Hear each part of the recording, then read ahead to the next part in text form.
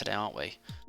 Let me know if there's issues with the stream again. I'm doing what I can to try and keep it going. I believe it is technical difficulties on my side. I think it's on its way out, people. It's not good times. It's not good times. But guess what? I have a fresh new. Hang on a second. Sorry about that.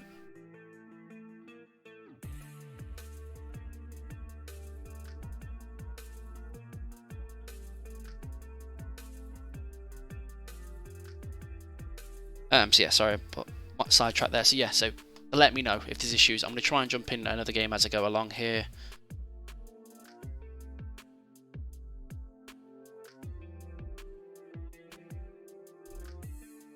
Sorry, I'm trying to answer not judge requests, but requests or chats from people at the same time. This whole multitasking thing is overrated. Let's see if you've still got games going on. We can always see what's going back on at that table.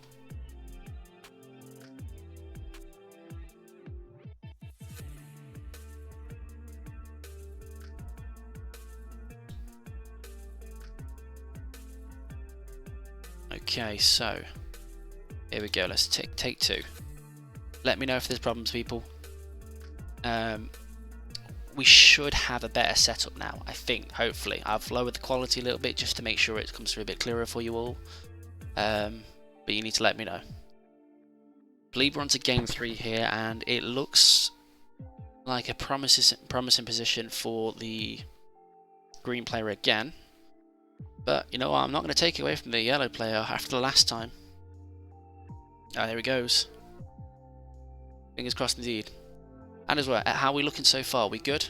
Give me a shout out if we're good.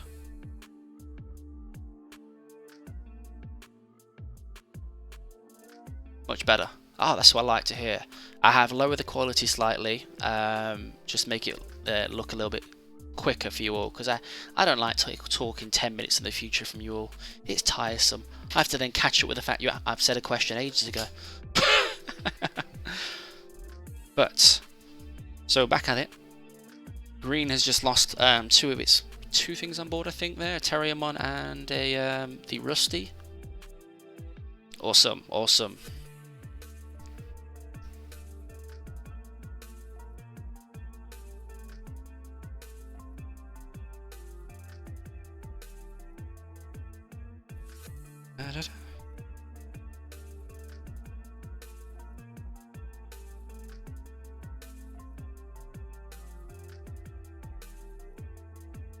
Right, so we've got about 8 minutes left on the round, I believe, for people. I will do the shout out at 10:02 to say that is time around. Seems like a good balance. Well, and that's why I aim to please. I'm trying to make it as best I can for you here. So obviously once I get the new setup, I should be able to give you the full maximum quality, I think. We shall see. Now the question here, has Green got the level 4 for Digisorption to take out that shine? Because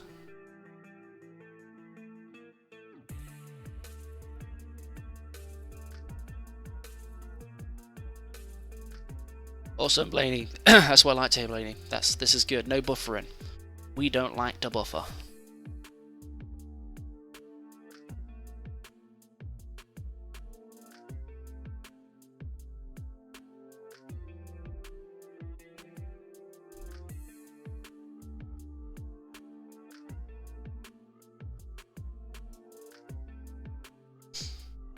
Alright,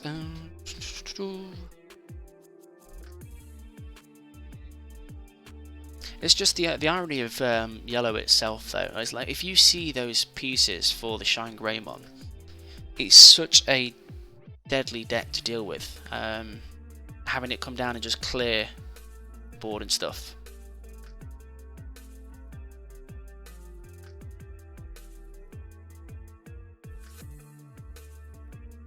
That is rusty there, Doof. And Akira, yeah, true it is, but I've had numerous bits of lag, and I can tell it was lagging from my side a bit, so I've restarted it and tweaked some of the settings.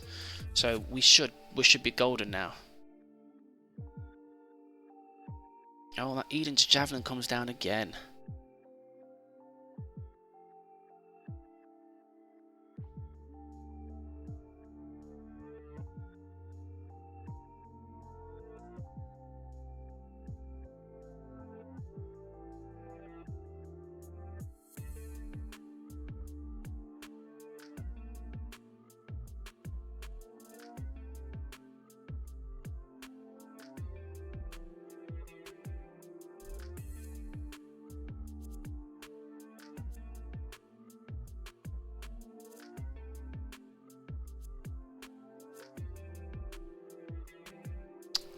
Alright. The question now is, does Shine have enough things to stop 2 attacks at 4 memory? So it's 2.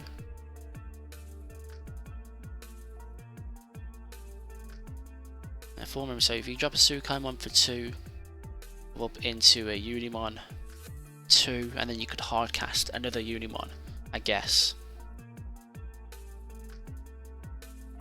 Yeah, the Tamers. Like I say, it's just gonna put 1 down. I guess that's kind of that, isn't it?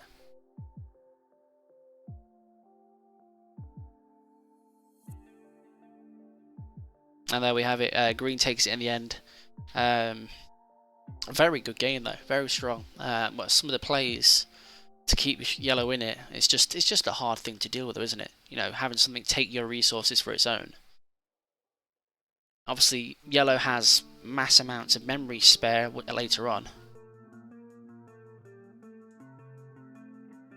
Alright, so let's see if anyone else is playing here. Let me just go over here now. Teaching me for watching on a moving train. Well, yeah, I mean, at least you're not driving and watching, so, you know, some good things came out of it. Well, obviously, I've given you the best quality I can at this point, so as long as it's coming through, that's the main part. Well, I will obviously just let you all know as well, if you are looking to get involved in Digimon, or if you are looking for products and things like that, by means check out Card Cavern. They are the ones supporting tonight. They have offered up the prizes, and they will be looking to do so for future tournaments as well. And I also just put on the chat there a link to one of our other sponsors, Trifinity. They will. I'll go through an announcement with them at some other stage, but we'll be doing something with them at some stage. So if you ever dealt with them, feel free to stop by, check out. I will do this. Hang on. Alright, so we've got 3 minutes left on the round. I don't think there's many games left outstanding. I'm just going to check on here now. So we've got table 1, table 8, table 11, and then 16. So not many going still. Not many going at all.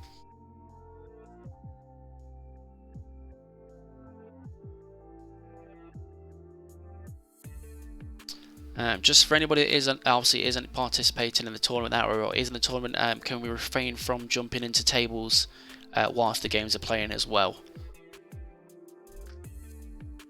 Just need to get a shout out from the head judge there. So yeah, only participants in the match can be on the table.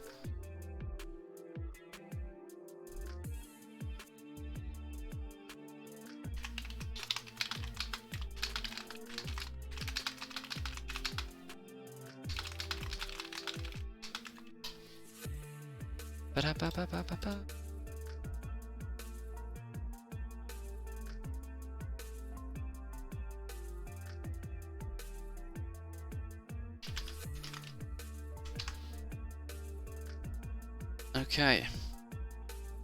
So hopefully this next round I'll get to put a full game on show here for you, so you can actually enjoy the tournament together, have some laughs, see what people are playing. Because that is the whole fun of this hosting part. I get to see what mad concoctions you all come up with.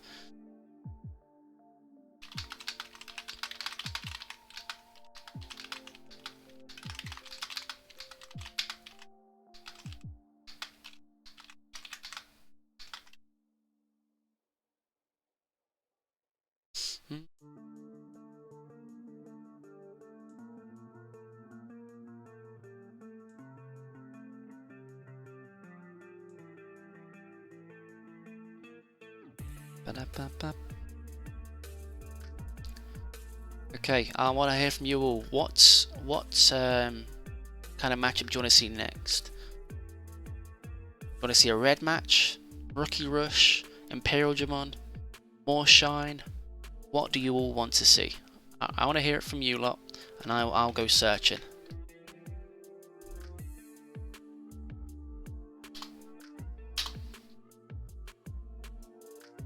Any funny decks out there?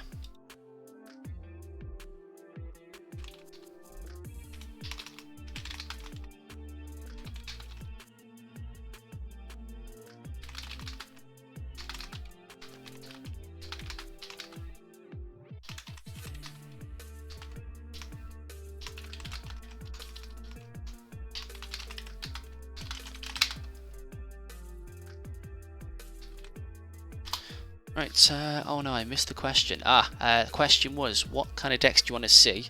What kind of games do you want to see next? Do you want me to look for a red matchup? Do you want to look for another green, more Shine, Imperial Digimon, Rookie Rush? A black matchup? You tell me what you want to see. And Doof, I am not sure if I can say if there's a funny deck out there, because you're usually the one that plays the funny decks. Where is that? I hope the meme one is out this one. Or are you playing a serious deck? Are you aiming to win? Is that what you're doing? Blue or red? Okay, blue or red.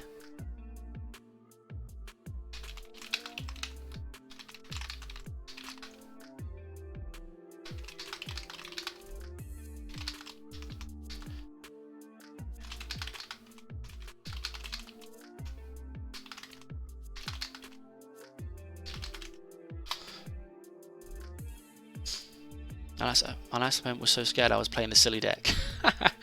Oh, weren't you playing Dom? I mean, I tell you now, that is the deck to play. I don't know why you didn't play it. I'm slightly disappointed in you, in all honesty. Just Ceres. See that shape? That's disappointment. I thought better of you. Where is the spooky deck? Where's the one from your last bit of footage? And if anybody obviously hasn't checked it out already, Doof and Burb on YouTube, feel free to check mine. He does some wacky decks, very crazy. I'll be honest, don't have it in me to play that tonight. No, I'm not angry. I am just disappointed at this point. But yes, feel free to check out Doof and Burb. He's I'll give credit to his videos, they're all very well thought out. I do participate in some of his content because he just likes to beat me up on his videos for no apparent reason. Like, I'm normally okay, but he just like outright wants to abuse me. You go to time every round. That's like 6 hours straight of playing Trump Sword. That is true. Okay, I can guess I can let you off at that point. We got non-reds, what's going on?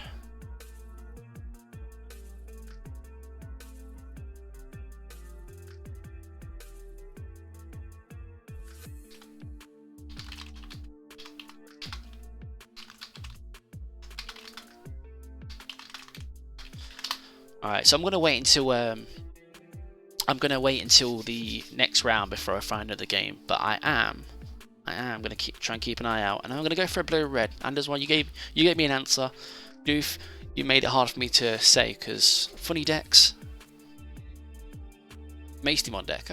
Okay. So you heard it here first. So I will be on Doof and Burb's channel doing some content with him because he wants to bully me with Digimon. That's fine. We can manage that.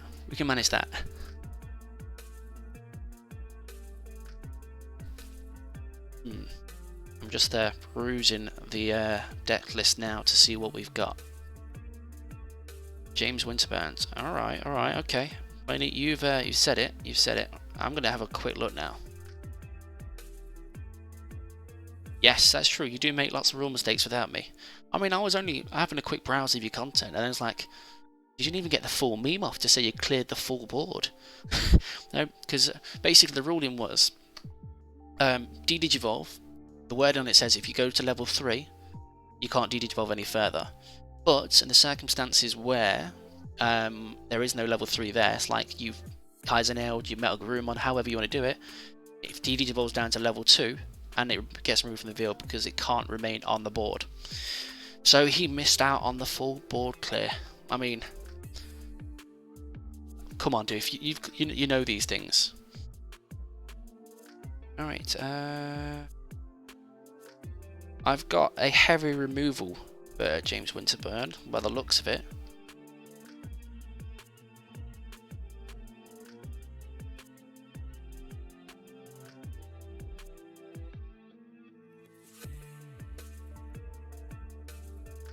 And we've just got one last game going at the moment. I think that's table 11.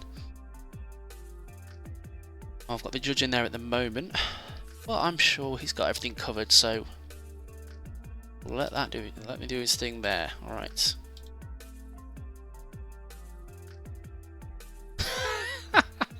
Oh, now I wish I'd listened with the sound, so you convince them otherwise. But yes, if there is no level 3 under it, the DDG Evolve doesn't stop at 3. It continues on because there's a loophole.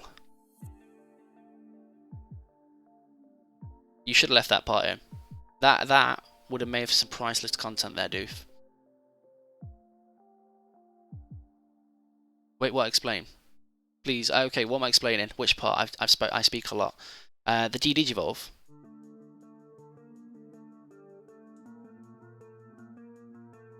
Okay, so DDG Evolve, the text on it states that you can DDG Evolve up until level 3. You can't DDG Evolve any lower than that. But in the circumstances, let's say, for example, set 1 Metal Garurumon, if you use its effect and you play out the level 3, or Kaizenel and you play out the level 3, for instance, and you have a stat that's going as, let's say, 4, and then it's just got the 2 under it. If you de-digivolve that with an Alter S or any form of de-digivolve otherwise, that card is then deleted because a level 2 can't exist on the board, and de-digivolve's only stopped by the parameters of having a level 3 there. It stops at level 3. If there's no level 3 there, it's not stopped basically, and because there is level 2, yeah, level 2s have no DP, no life, exactly, they can't exist on the board state, so it inherently becomes deletion. Let me just see what's going on here. Okay, so that's the last game done now. I think no worries. By all means, if you want to ask questions of sorry,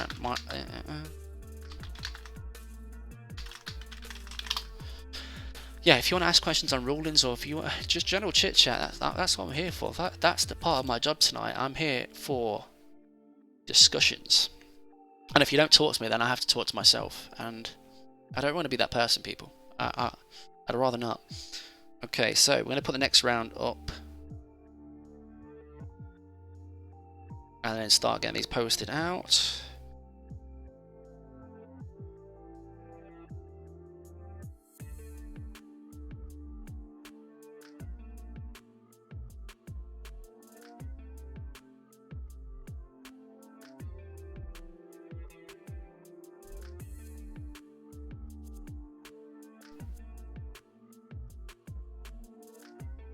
Apologies, people. I'm not being ignorant. I am just print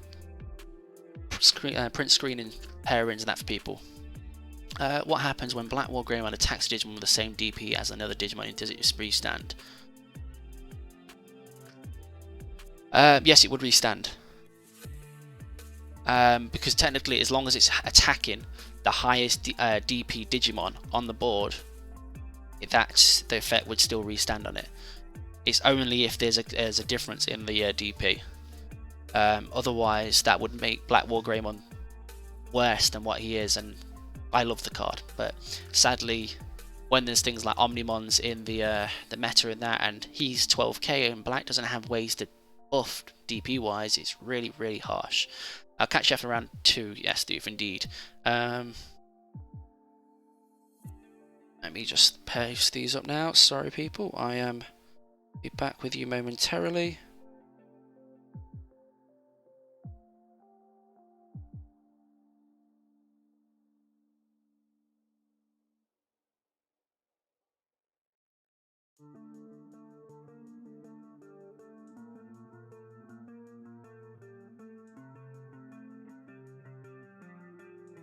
Okay, so we're going to look for another match of that. So I've heard mixed things, but I love the concept of of it, so building it for it at the moment. Green Imperial Digimon. I like it. I don't know if it's because I was skeptical at first because I thought blue was bad because, well, blue Imperial Digimon Pure isn't the greatest purely because it struggles trying to get over blockers and things like that. And that slows it down with its whole inherent thing, where green gives it that ability to swing over things and it builds up its body. But I have since revalued that based on my friend's build, Josh, our head judge Lobo.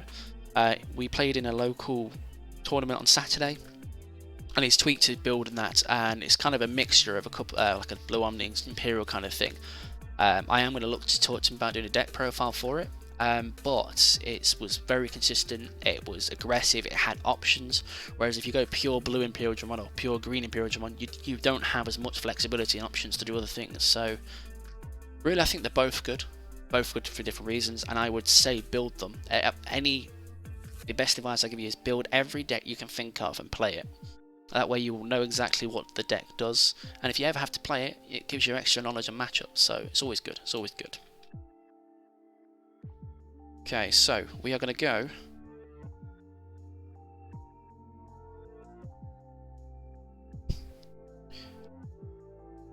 for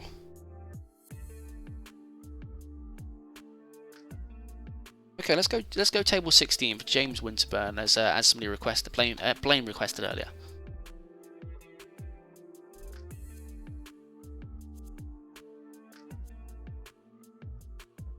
Let's get this all set up for you all.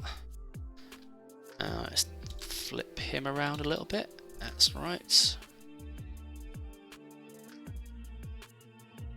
Alright, here we go. And I've got to say, I'm a fan of the Digimon map.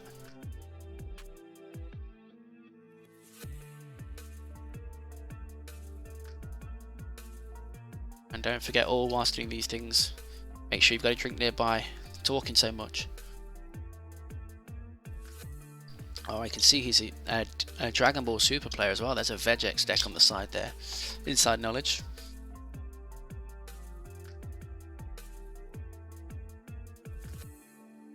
Alright, so we got a blue on this side. It's gone for the Electmon, and it's gone hard played the Goblinmon to get the extra draw.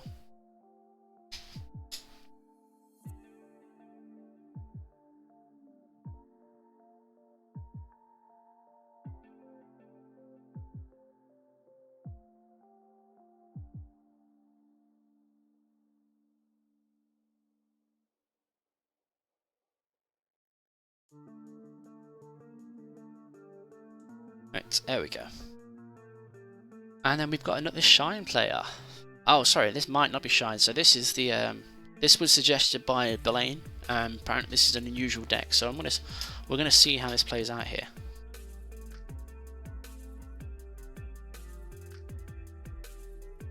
Oh, okay. Yeah, oh, this one, he gets to draw a card for every 2 security he has.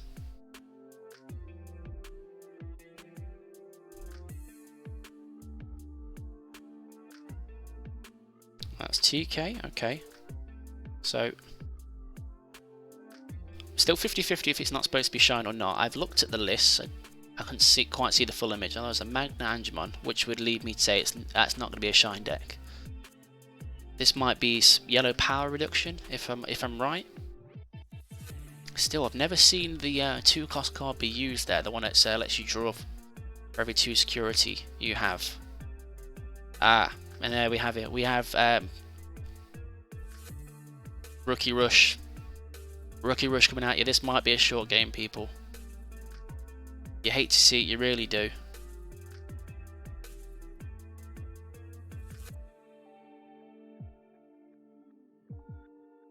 Boo.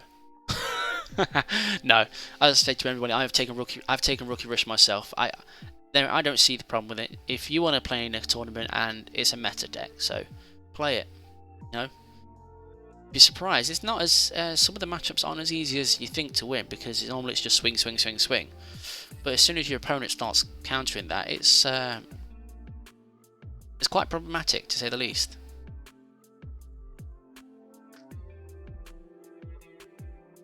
Oh. Oh, hello. Hello, my lovely. I mean, I'm sorry, but that was amazing.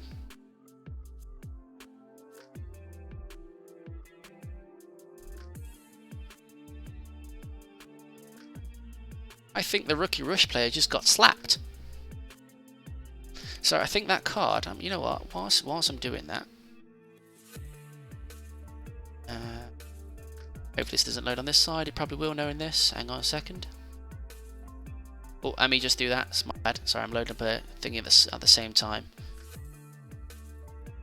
I'm just going to bring Digimon Card Dev up so I know. I think that was Lightning Paw, if I remember correctly.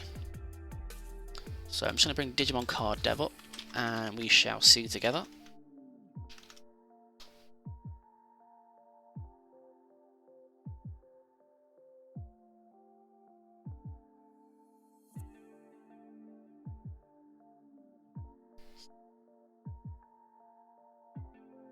Oh, he's in a flower cannon.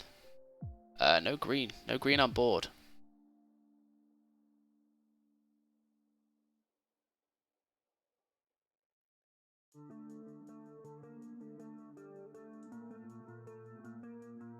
This is the thing when it comes to hosting, when you see things and it's like, I want to say something, but I'm really not allowed.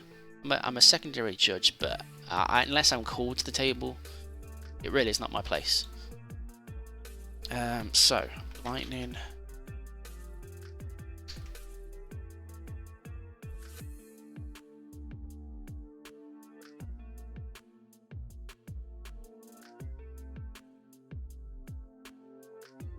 Okay, so yeah, Lightning Paw, up to 3 of your opponent's level 3 Digimon get minus 4000 DP for the turn. I mean, obviously it doesn't stop things like Penguinmon and Auroramon, but you know, just to get the concept of taking out a good amount of them, that's pretty solid. And the fact of when this yellow player is now sitting at 2, 4, 6, he's actually on more security than he was before. Blaine, I'll give you credit. You picked a good game. You picked a good game.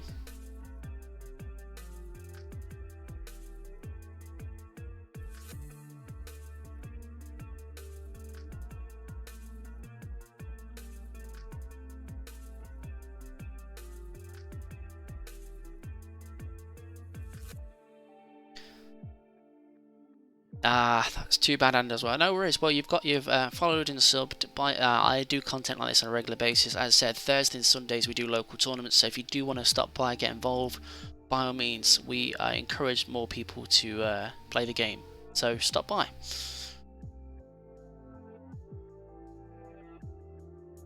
Oh, did I miss an Ankylomon getting hit from security as well? Is that what I missed? This is priceless. I mean, personally speaking, from somebody obviously, you know, for a content creator like myself here, this is absolute gold. 3 Ankylomons.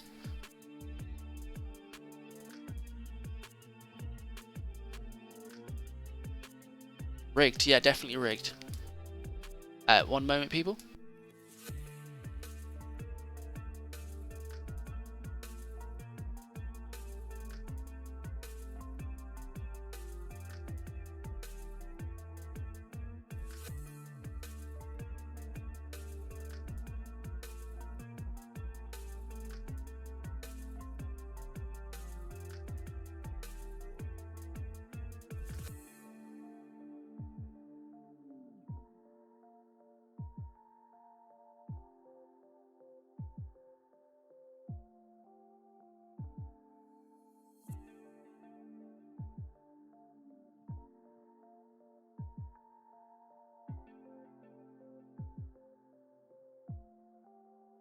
Oh, so there we have it. Sorry about that.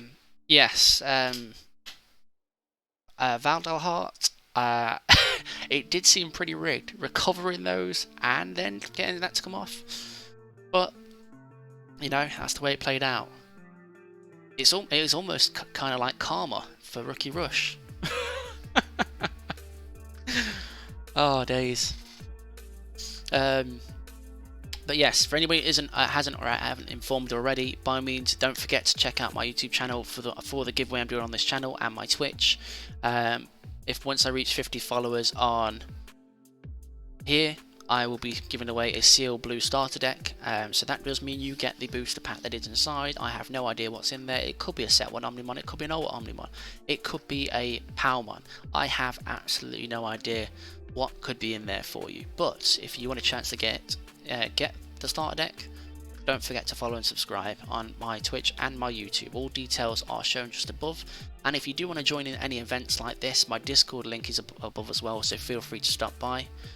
And if you are looking to pick up some cards for yourself at any stage, by all means stop by our sponsors, Card Cavern. They are somebody we are working close with and are looking to do more tournaments with, and they are building alongside Digimon as it stands, so they're good people to go through. And Vandalheart, I know, only jokes, me too. I mean, if he was able to rig that in any sort of way or capacity, I give him credit, because I mean, it's just, yeah, no. That's hard to do, especially when you're just recovering from the top of your deck. But we'll see. Can Rookie Rush take game 2? Or will it get sacked by the endless amounts of Ankylamon again? I will call this game Ankylamon Strikes Back. That's it. I've got it. Sold. Ooh.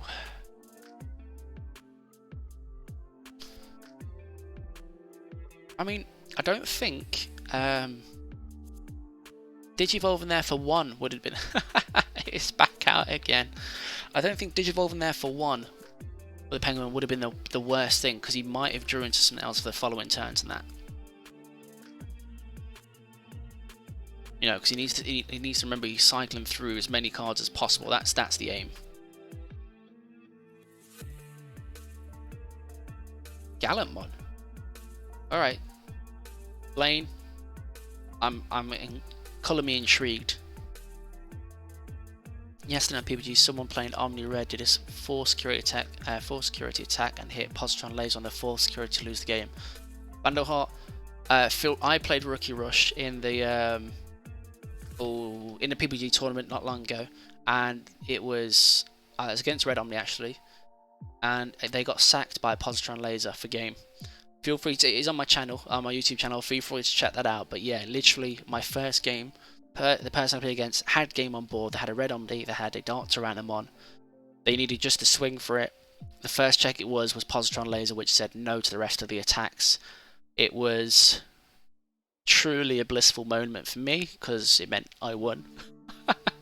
And I did feel bad for it, alright? Don't hate the player, hate the RNG of the security. That's not on me. That's not on me. Let me just check everything's going alright with everybody here. Judge request.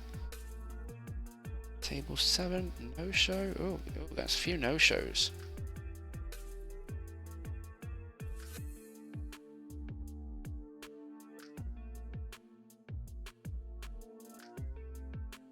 One person particularly getting all the no-shows. The pain in the person's face was real. Yeah, I know. I mean, to be fair, it feels bad for us as well. Like, even when I did it to the person, it's like, you know, I didn't really want to win that way, but it was the only way I was winning. So it's like, I guess I have to win that way.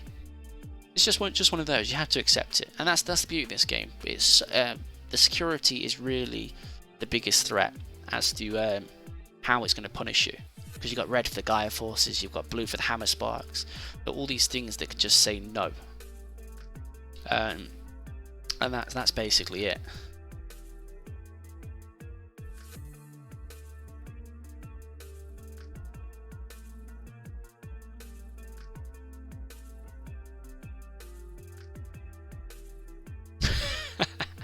I'm sorry, dude. Internal monologue. Oh yeah.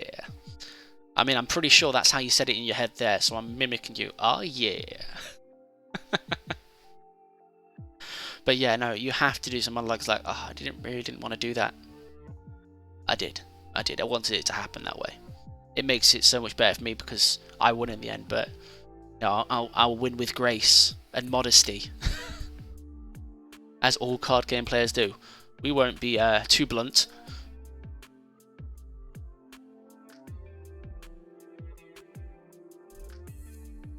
Ah, okay, so this is a red-yellow deck. I have one of these built up with a Sylphimon in there as well.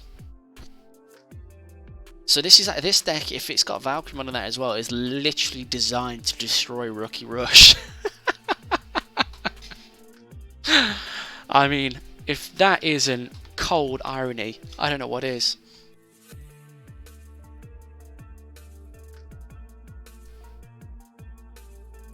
Oh.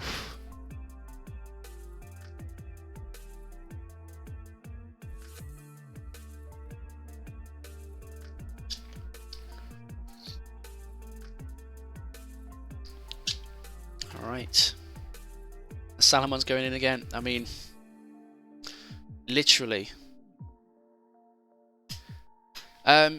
So it's not exactly, obviously this seems like quite a rogue build, but basically you have things like the Sylphimon, which when you digivolve into it, you can lower level 4 to 1000 DP.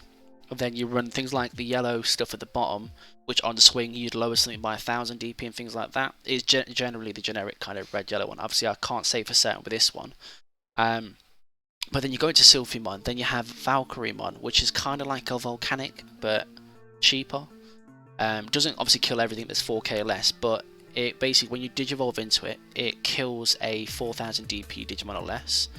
And then on swing, every time it kills a 4000 DP Digimon or less. So you can use it just to keep removing low things. So if they keep playing rookies out, like Rookie Rush, you can then just keep cycling through it, killing their stuff. So they're forced to play their 5k stuff, which they've got to access to, or the level 4s like Gorillamon and that. And then I'm assuming this person running things like Lightning Paw, it is literally a case of destroying all the lower cost things, and it's got Gaia Force, so it's just a heavy kind of removal deck, I'd imagine. So we've got the Rookie Rush here doing some digging. Okay, it's going to hit. Is it going to hit? Yeah, it's going to hit one of each. Okay, so that's not too bad at all. He gets to take some things there. Oh, he takes the Mushroom. I would have took the Aurora. I mean, on the base, he knows how much removal this thing's got. I would have took that, but I mean, it does look bad here. Oh yeah, that's what I mean. Like I said, Landahart, if have you joined the Discord and that? Because if you haven't, by all means, stop by. We do, as I said, we do Thursday and Sunday locals, but there's always people playing games. Even if you're not playing the games, you just want to jump on the table and watch, by all means, nobody has an issue with that. I don't think I've ever had anyone turn around and say, no, don't watch my game. It just doesn't happen. But yeah, feel free to stop by. And as I said, I do this content regularly. I stream Tuesdays and Thursdays, and then tournament days as well. So I've streamed twice this weekend. It's been a busy one. Okay, so he's going to Positron Laser. Positron Laser here stops two things from attacking his next turn and blocking. And if he has a blue on board, he can bounce one back to his hand, so he will bounce in the Seraphimon here. Candleheart, thank you for the follow. And I assume I'll thank you for the subscribe at some point as well. Don't forget, on the competition tab on my Discord server, drop the details in there to say you have done all this, because once I've done it, I will go on there, check who's done it, and your names will put against a random number, and I'll use a random number generator, and then I'll pick somebody at random to receive those cards, the starter decks, should I say, those cards. And I gotta say, people, look at the amount of recovery that's going on here. And this is against a Rookie Rush deck. And yeah, we got 1, 2, 3, 4, 5, 6, 7. It's on 2 more than it started with. This is literally the matchup of dreams for this person, for James here, and the matchup of absolute nightmares for the Rookie Rush player. I almost feel like catching up with him after just to see what his thoughts were about how badly it was. He's 1 out of 10 our local, so as you'll imagine, we have quite a lot of banter amongst us.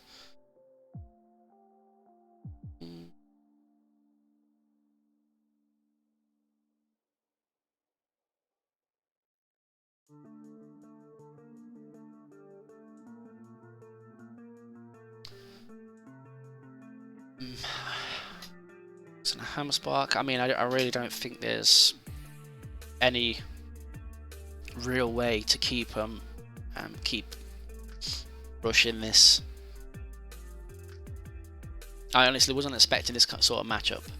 Oh, there we go. He's going to get draw more cards. So he's on 6. So he gets 3 draws off that. 2, 4, 5. Sorry, he's on 5. He's on 5. So he only gets 2 draws, which is still massive. I mean, cycling through cards like nobody's business there. So he has endless amounts of resources. Most likely he has majority of the answers he needs to deal with Rookie Rush's board.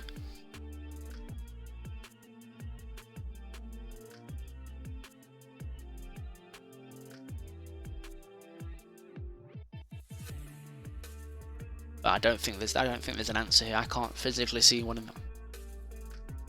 It's looking bad. It's looking bad.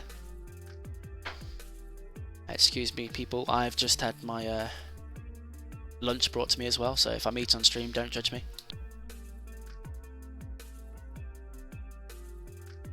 One moment. I'll be right back.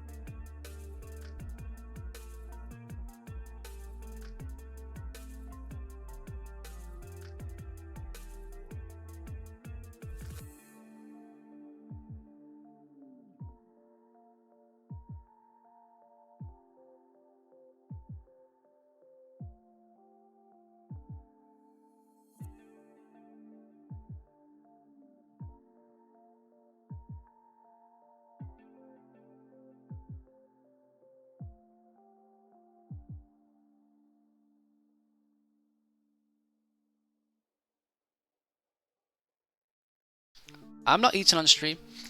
Cool. There's no, don't call no judges here. Hey, come on, I need to do something too. Oh days, oh days, oh days.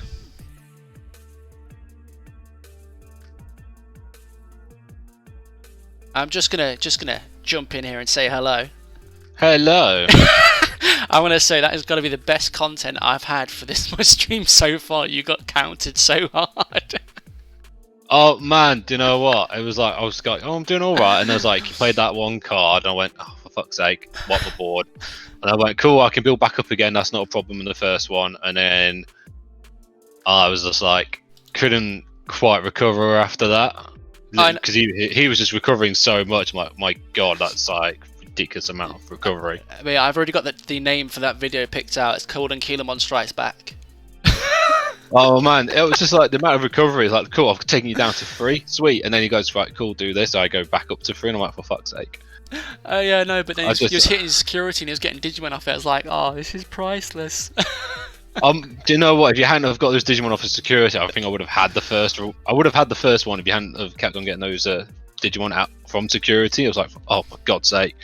Oh, I was hoping for like, oh, just a positron cannon, or You was hoping for anything. I was hoping for anything, anything that just helps me from stopping all of that stuff. Because he was building his board without having to do anything. I was like, oh my God, you've wiped my board, you've recovered, and then you're building up your board, and I'm like just a bit behind. And then the second game, I was just a bit stuck with one rookie, and literally like the last cards, I needed one draw, and I would have got the Puppetmon, and then I think I would have been okay. I know. I played that every turn of my head, and I was just like, there is no way I can see him pulling this back here, because you could have played Puppet and you could have pinned down his Seraphimon, which would have not let him swing for. Well, he wouldn't have swung with that, but he still had two things to swing with, because he had the Salamon in Raisin and then the other one on board, so you couldn't do enough to stop it. So, no, there's not enough to stop it, but at least it was one less, and then maybe hopefully I get a Hammer Spark. Well, actually, no, Hammer Spark or Positron would be the only thing to save you.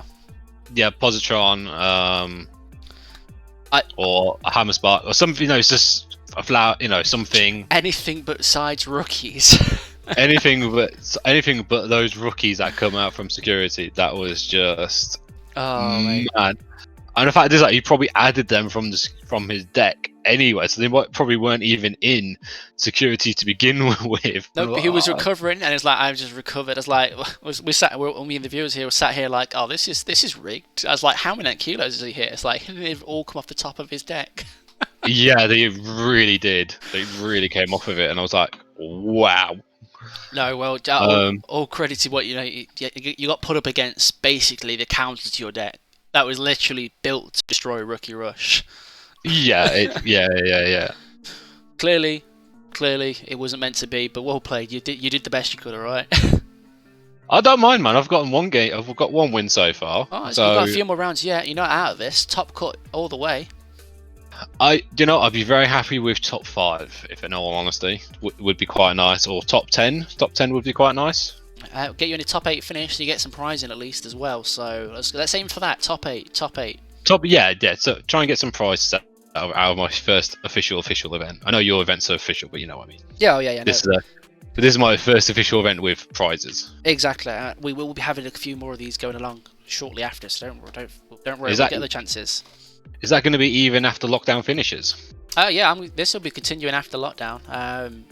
There's no reason to stop remote dueling, because the fact is, remote dueling opens up to a larger player base. We can play from people, because I mean, we've got players in the tournament from Hawaii, we've got people from the US, we've got the UK, we've got Wales, we've got Ireland, we've got players from absolutely everywhere.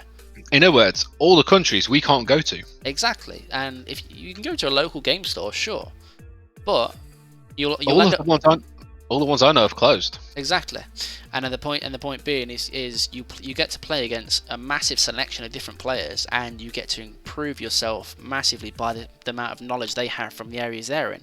If they have locals they go to, and if they still participate, you get more and more knowledge. So it's all in all, I see remote dueling as probably still going to be one of the biggest. Obviously, yeah, you'll get the large tournaments will start getting held in person, but the money that people get from remote dueling still. Yeah, fine. They might do the big ones where they're all in person, like nationals and stuff like that. But then it's nationals here in like the UK, but because we wouldn't be able to go to any of the other countries because of how things are at the moment. Yeah, and unless you're a very committed player to it to actually travel that far out. I hate to say this, I went to the USA for X-Wing World Championships. No, that's fine, dude. I'd do it myself. I'd happily travel to something like that. Obviously, it all depends on circumstances and everything like that with it. But yeah, no, I would happily get involved.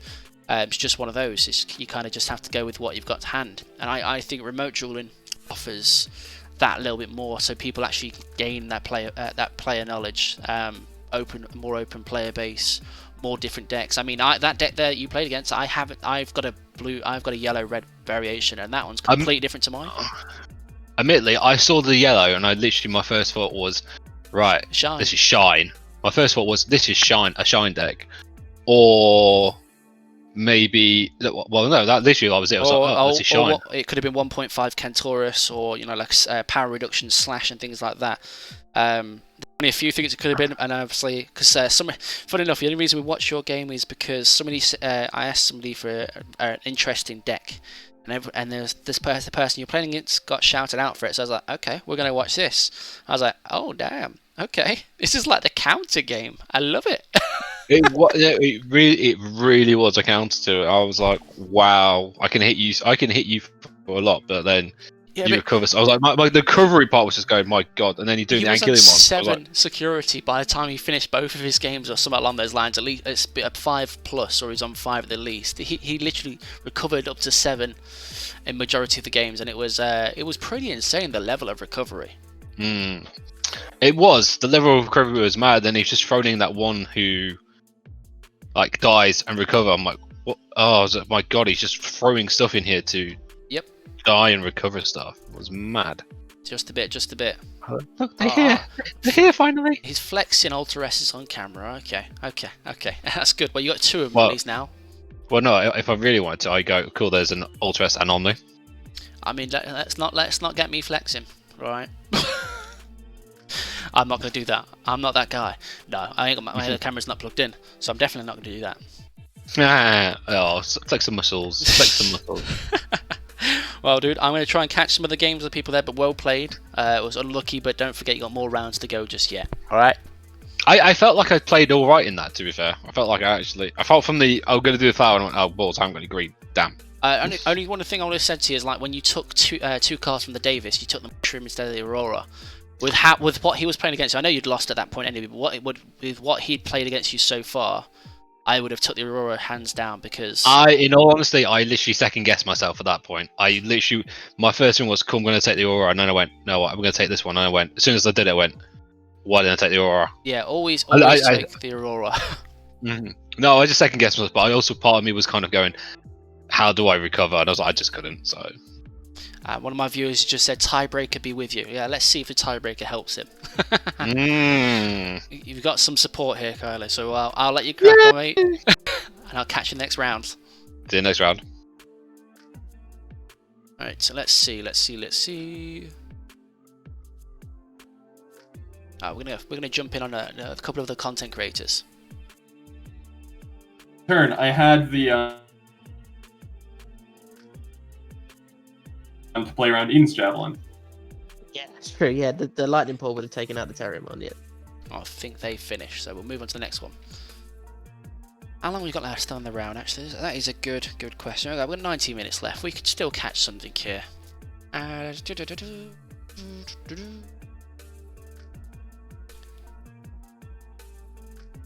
go here. Sorry, I thought you said...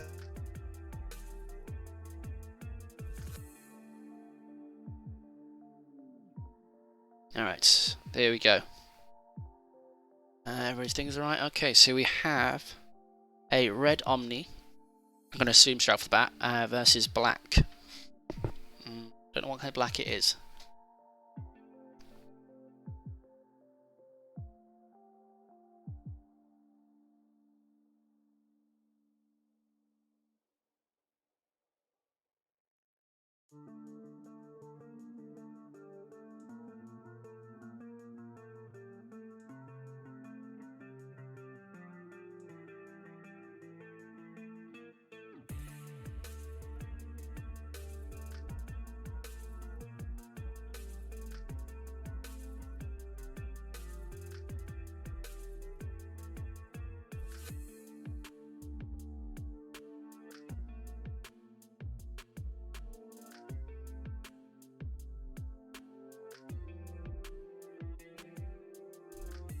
You can't get the free swings off with the beam on there because of the Gargemon. He can swing on the lava, but I don't think he wants to just yet. So he's going to bait the block.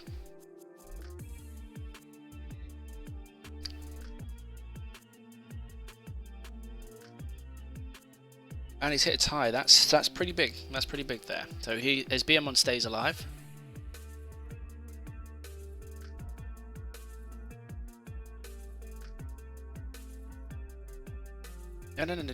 No. I mean, correct your opponent there.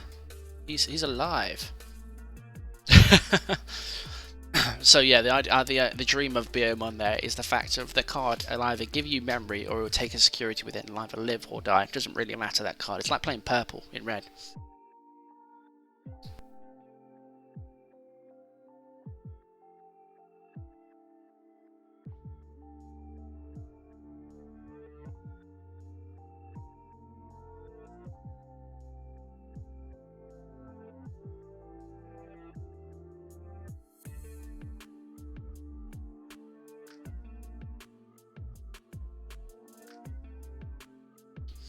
The volcanic there, I mean, yes, it takes out 2 things. It does let black build up a bit, which might help it a little bit, but I don't think it will.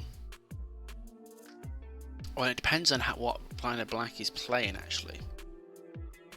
I have a feeling if it's Black Ragnar, this might actually help deck quite a bit, and it is.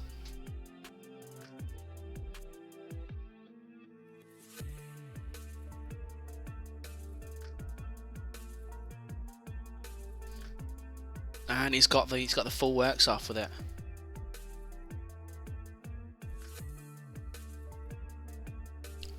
The only thing then is the Omni's response to it. So he needs to get as many checks out as possible here, but obviously with black, he's only going to get 2 additional checks.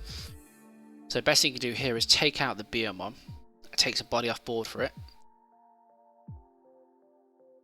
Is he not swinging through the Beomon?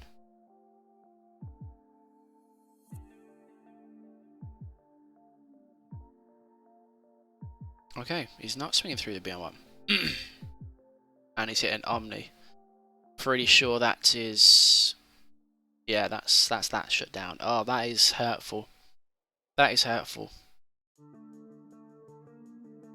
Really, the big question is, how do you come back from that?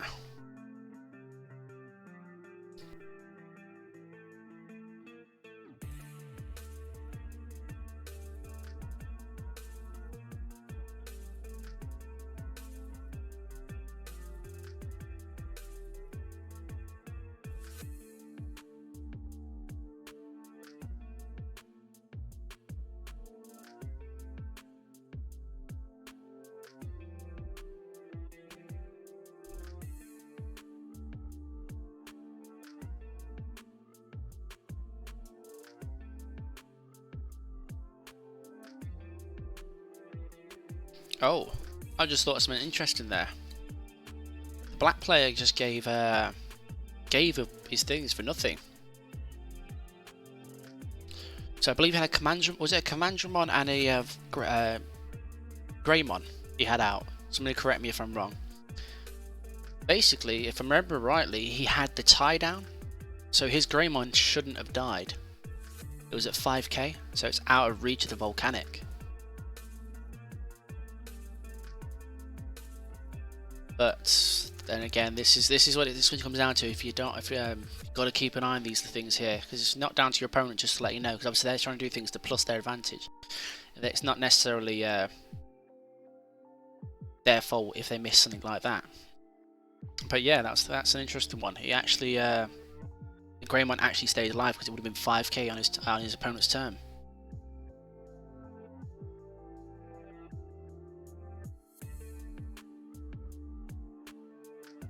Okay, it's just going to go ahead and block there.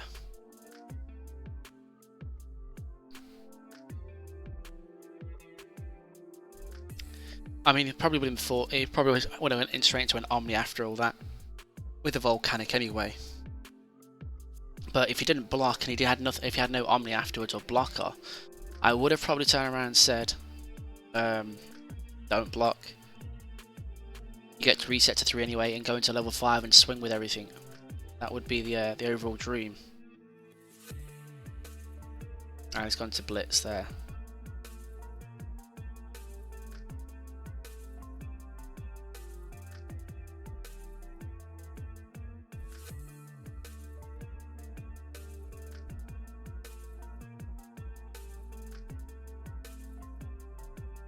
Okay, we've got like 12 minutes left on the round overall.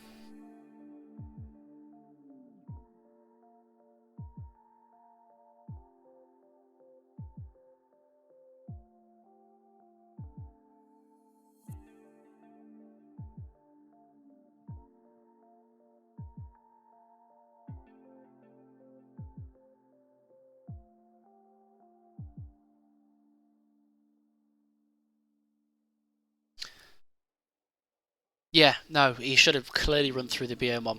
I think that was just an oversight, but like I said, there's been a couple of those. That Greymon he had down before shouldn't have died, and he should have always run straight through that Beomon without question. It's kind of one of those though. So you kind of forget with the level 6s, and you obviously going into things like that. But obviously, if you are playing a Ragnar deck, you should be. And the blocker's not going to help here because he either has to block the volcanic. Okay, I guess it does save it regardless, but still, as long as he doesn't block the blitz. But yeah, no, he should have run through the BM1. He should have took that without question, and then should have been a case of, you know, his Greymon being there, so he should have had nothing on board. So could have been a bit of a different game here, actually. Could have turned out slightly different. I agree. If you're playing Ragnar, you should know you have Pearson. I agree. You should always take those opportunities to shut down your opponent's board that little bit more. And there's an interesting one. So the red players opted for the delicate plan. Don't activate security cards. And black has the D-Digivolve and stuff like that, I guess. So he's good there. It's just a Doromon.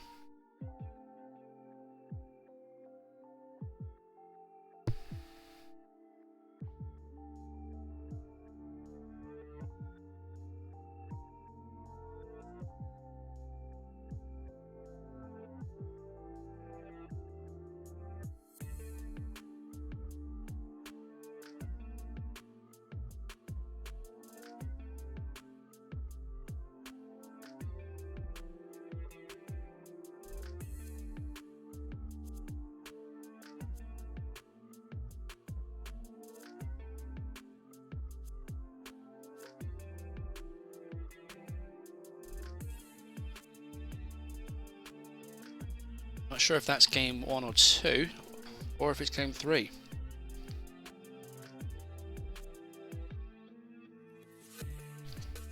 I'm not sure about the delicate plan one. I mean, I see the logic to the card, and it's only 1 cost, which isn't too bad.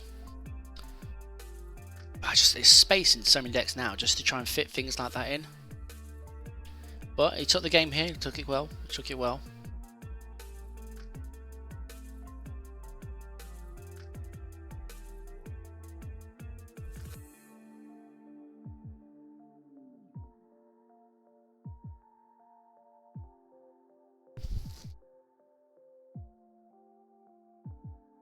But lessons learnt from this.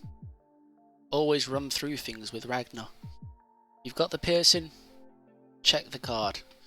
Don't let things on the board suspended. They're yours to take. They're at your mercy.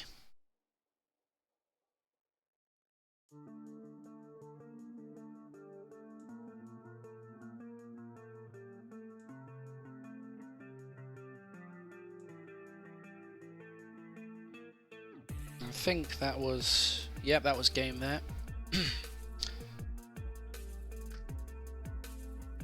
Okay. I'll be right back in a minute. I'm going to take a quick short break, everybody. So we've got like 8 minutes left around that time, and then I'll be back in just a quick moment, okay?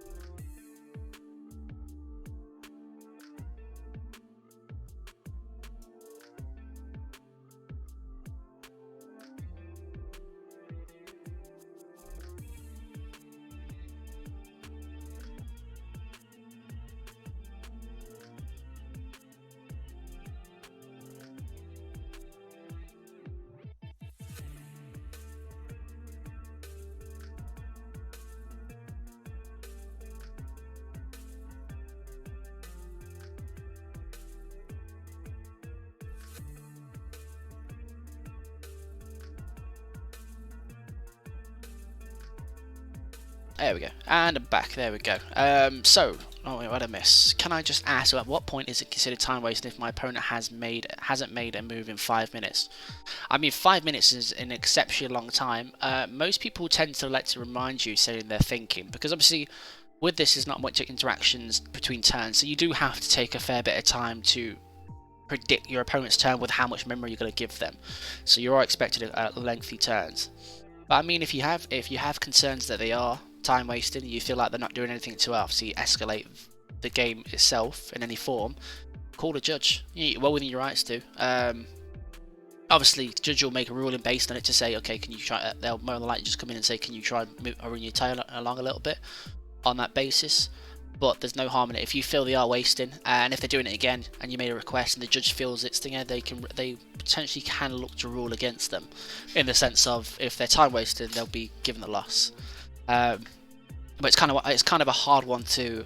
It's like your word against theirs, because obviously judge walks in, it's like, okay, you're not doing anything. It's like, unless for instance somebody like me was streaming it, then you've got evidence to the fact. But most times it's taken seriously, because there's no point time wasting. We're all here to play a game. If your deck is there, there to run down time, and that's on you.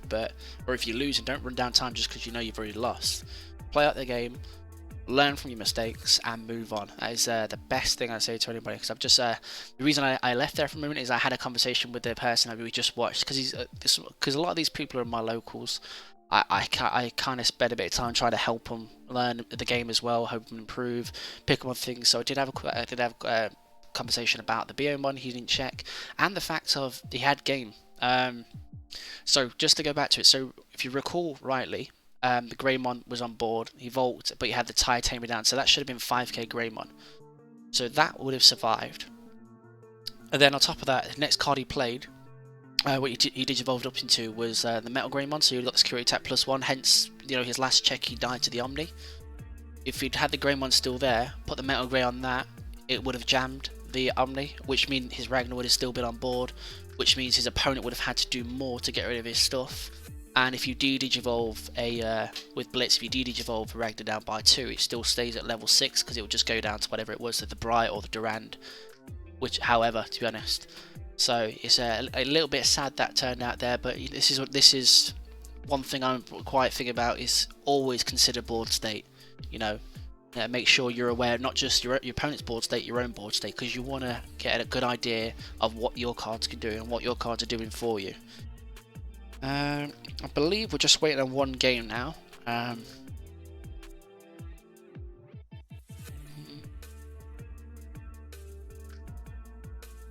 Tormo, are you not in this tournament today? Just out of curiosity, or are you in this tournament? I believe you are, aren't you? If I'm wrong and you are in it, well, thanks for joining. If not, are you looking to join future ones? Because there is going to be a few at some stage. I'm going to look to try and do these as often as I can for people, within reason. Obviously, it's all down to trying to get the product and the sponsors and that. But I'm doing my utmost. You are great. How's your rounds going? I'm intrigued. How are you doing? What have you played so far?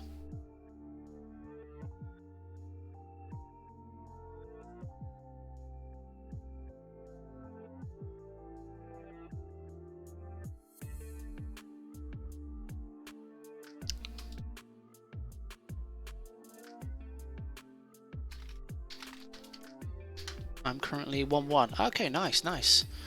One could argue that the pressure of playing in a tournament does lack your pilot another deck. Yeah, no, that's true. And that's where it comes down to. It's hard to justify if they're time wastes or not. But if you don't let the judge know, then they can't look to rule it, and it's down to a judge's decision at the end of the day. But obviously, then prompts your opponent to play their turns quicker, or play with their knowledge that they believe they're being accused of time wasted. So it's no harm in letting the judge know.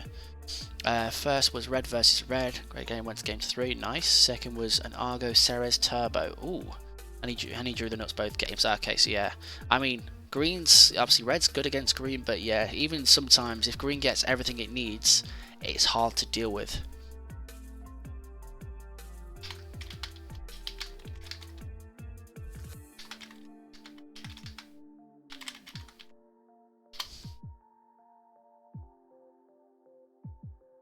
How long we got left on this? I think that is all of it. So, what we'll do.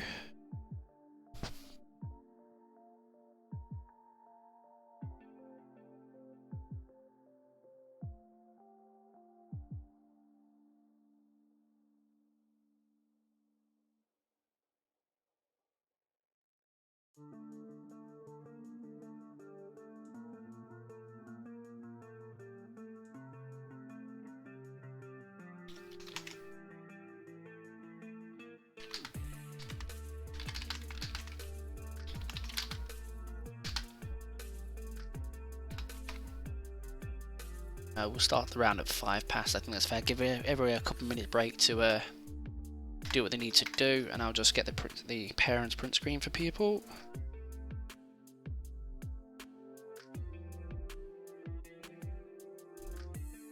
Oh, have we had some drops? Is that? Yes, we have had a drop. Okay.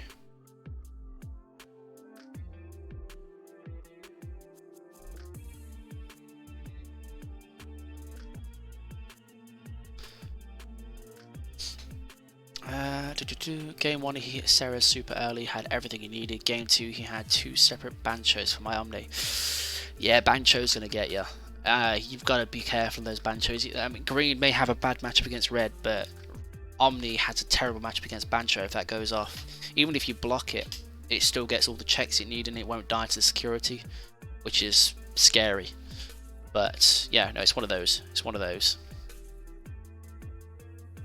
Okay, let's have a look what we've got, what tables in that. Alright, so, viewers, this is on you now. We've got tables between 1 and 17. We won't go to 14 because there's nobody on table 14. It's going to be a buy because we've had a dropout. Between 1 and 17, somebody shout out some numbers. What table number should we go to?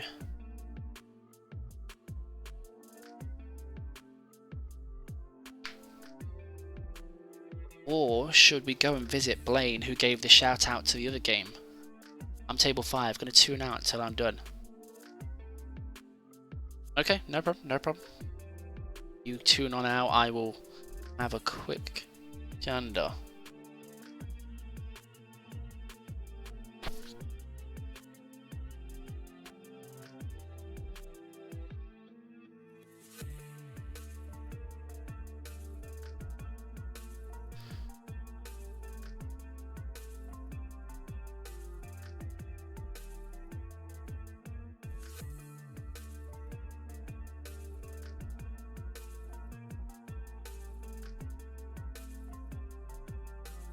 Let me just have a quick catch up with my head judge one.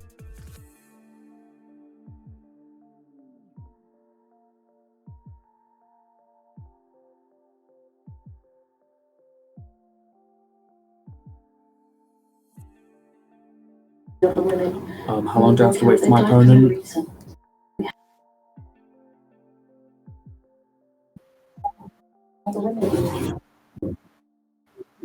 The death of Sarah Everard. Alright.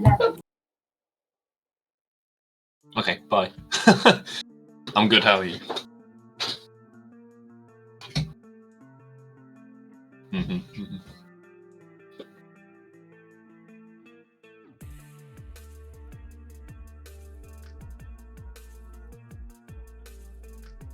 Yeah, there wasn't too many last round. First round was a lot more. Right.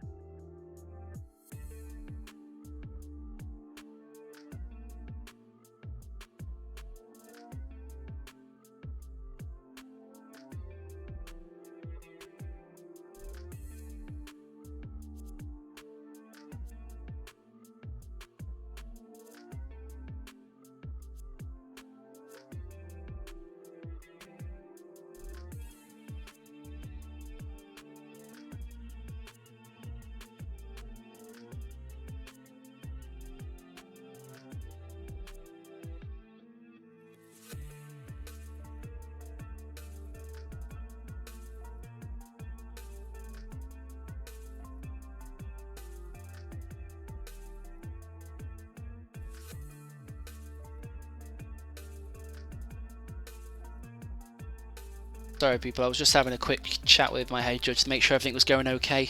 Obviously, as you can tell, this is our first event that we've done.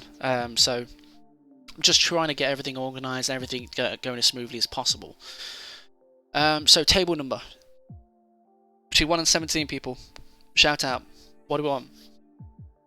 I'm leaving it completely down to you, and I don't want to be sat here without nothing to show you. So shout me out a number.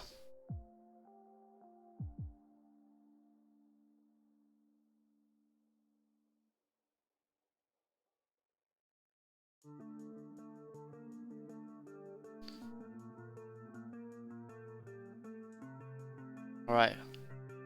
Give you 5 seconds and I'll make a decision, I guess. No, sorry, I've got one here. Table 8. We're going to go with this one.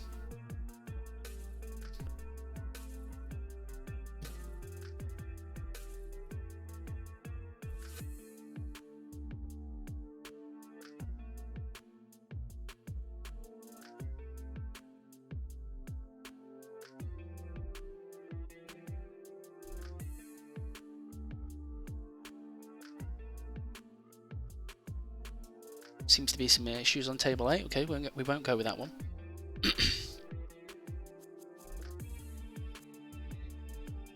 Right, this one.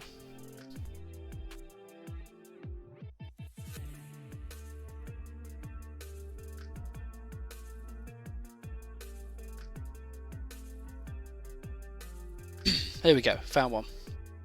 Oh, so we have the black versus red. League Table 2021.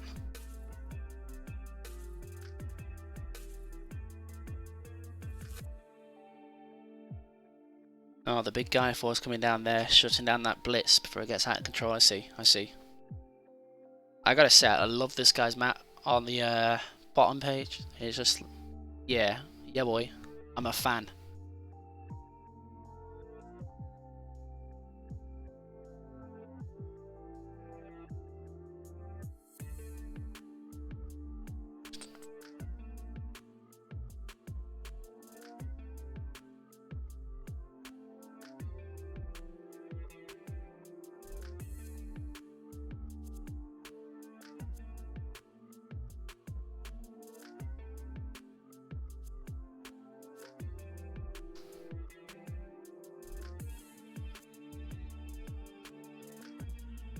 I'm seeing more and more of these Digimon sleeves.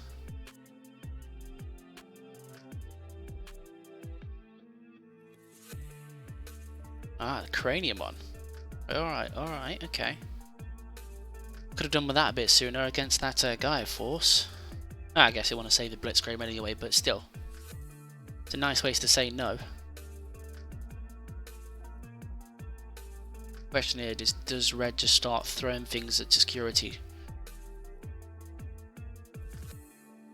It's a shame he hasn't got the reboot underneath the cranium on, so he can't. This is the big flaw with cranium, is he's not scary. You sheerly out try and number him, or you just leave him be. No cranium will swing at anything unless it's got reboot, because they don't want to leave it vulnerable to dying at any point, and it's really sad because I like cranium. I feel like the card should do overall pretty well, but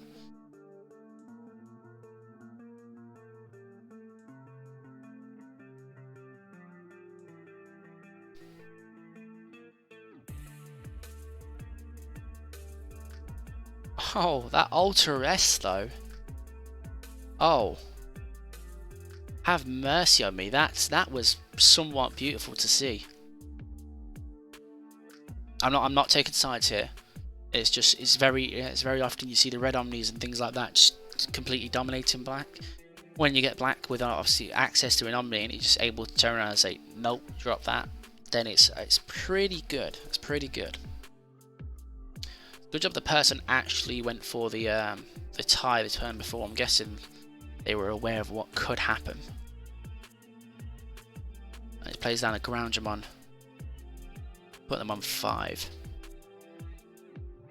So he must be trying to get into his own Omni there to get rid of his.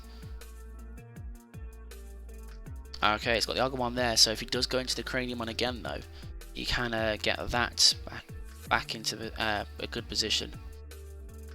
He's got 5 to work because he can scale up pretty quickly, so he's going to go and swing. Will he bounce? Will he bounce? I think he should. I think he definitely should. Yes, he does. Just because if he gets Omni'd, or that happens, he would have lost the level 6 there, so he made the absolute right call. It's just sad that hitting Omni there, that's tragic. That's happened to 2 different black players right now. And that's the problem with when you're playing obviously the colour itself. I mean, it's just a case of as soon as you hit the top curve of the deck, so like Black Ragnar for instance, if it hits a 15, the most Black Ragnar can go up to whilst in black is 15, because you have the Kaporimon which gives it 15k, it gives it an extra k, so it becomes 15. So unless you have jamming, Omni's going to kill you every time, and that's probably where the difficulty of it comes into it. But there's, you know, the DDG Evolve mechanic's great. No, you don't. BT5 though, Fan of Heart, is you get, so you know, like the Greymon and Metal Greymon lineup where it's all reboot and things like that.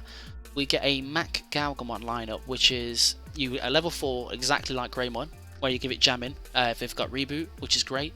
You get a level 5 like Metal Greymon, which has reboot himself, so you can swing with the things underneath him, but so he's got jamming. But it also says if if this Digimon has reboot, I believe it gives that Digimon 2000 DP, so it actually gives a buff in black. I'm hoping there's some more along the lines before then. I think there is. I think there's some in next set as well, where they use like the Digiburst function to give DP to other things.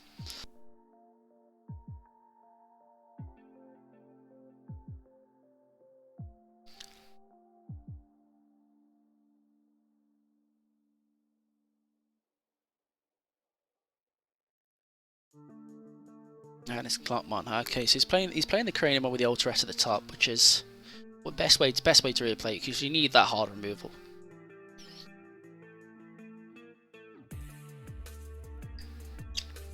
Double Phoenix.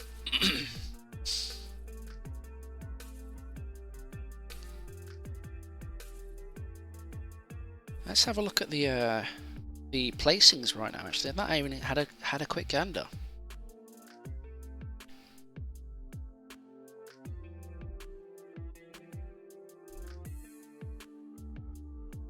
So we've got 8 undefeated at the moment left, and we're on round 3. Are we on round 3? I think we're on round 3. Yeah, we're on round 3. So that should be narrowed down after this. So it should be about 5 rounds, 6 max.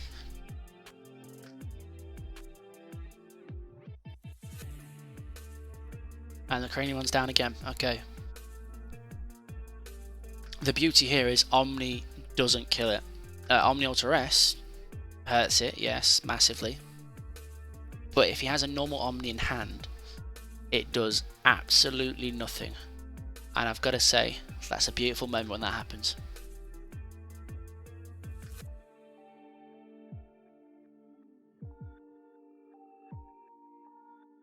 And the only reason I say I support black players as much as I do is because I main red and black. They are my 2 colours that I went with for this game. And it's just a bit heartfelt that obviously black doesn't get enough to help it sometimes. Yeah, DP buffs in your opponent's turn are alright. It still leaves you in too much of a defensive manner. Problem is we're too weak on their turn to clear things. Look at Blackwall Greymon. That card is amazing. Obviously, you don't want to digivolve up into it, so which is, you know, the buffs you can't really get buffs under it. But if you do, then he could possibly swing into the bigger things if we had facilities to actually get buffs underneath him. But we don't have that kind of luxury, unfortunately, and it really does hinder it from being able to clear a board. So we can stand there, look pretty as a blocker. Craniumon can sit there with a Clockmon, a Gyromon, and a Keramon and be 15k, and if it had the tie, 16k, which is great.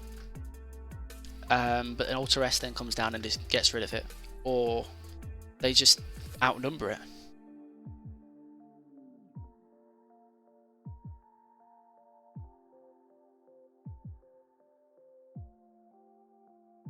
I gotta say that this is a close game. It is a close game. I mean, at the end of the day, it's looking like Black could take the win for this round. But you never know in Digimon. This is it. You never know. That last check could be a Gaia Force, could be who knows what. And he's gone Cranium on again. Okay, nice.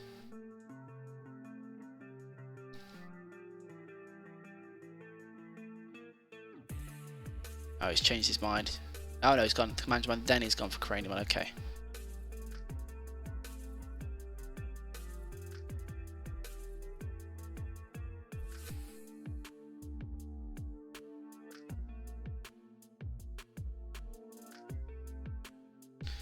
But I'm fully there. I'm fully there with you, Vandal Heart. At the end of the day, the buffs are great, but sometimes just being buffed on your opponent's turn really doesn't add that much for yourself, and it's kind of tragic. Let me just let people know if they've had no shows.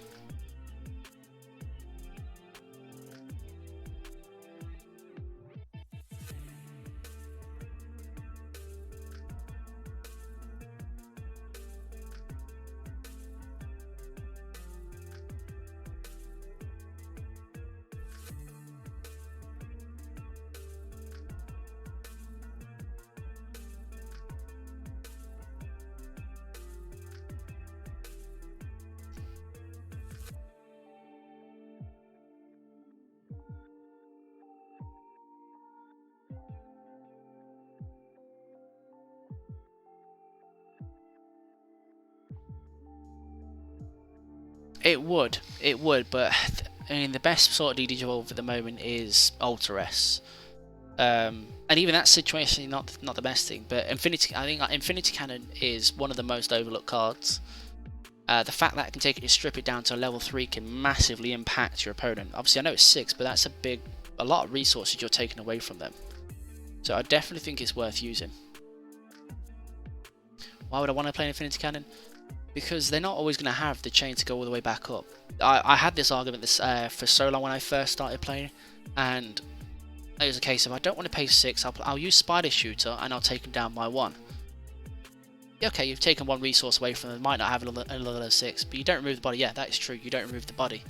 Unless they don't have a level 3 on there by some circumstance. It does remove it, as we discussed earlier. But the thing is that Black doesn't remove any bodies in the first place. That's the big problem. But because you're playing a defensive line with Black and you have blockers, even taking them down to the lower levels still gives you a chance to deal with that board. Because if they're at level 6, they can possibly go to level 7. You strip them down to level 3, they've got to scale all the way back up, and you've got to expect them to have all those things in hand. Infinity Cannon isn't the best, but can come in clutch if your opponent doesn't have a boss month left. Yeah, exactly. If your opponents burst through, let's say they burst through all of their Omnis as well. You know, you've seen the resource, things like that. You know what they've not got or what they could have.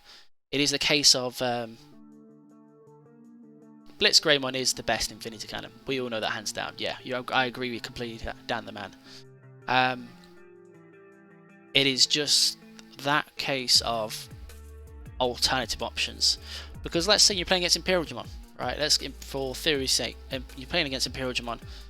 All those Digimon still aren't going to help you, and obviously you do need to consider some sort of option for them. Breath of the Gods is great.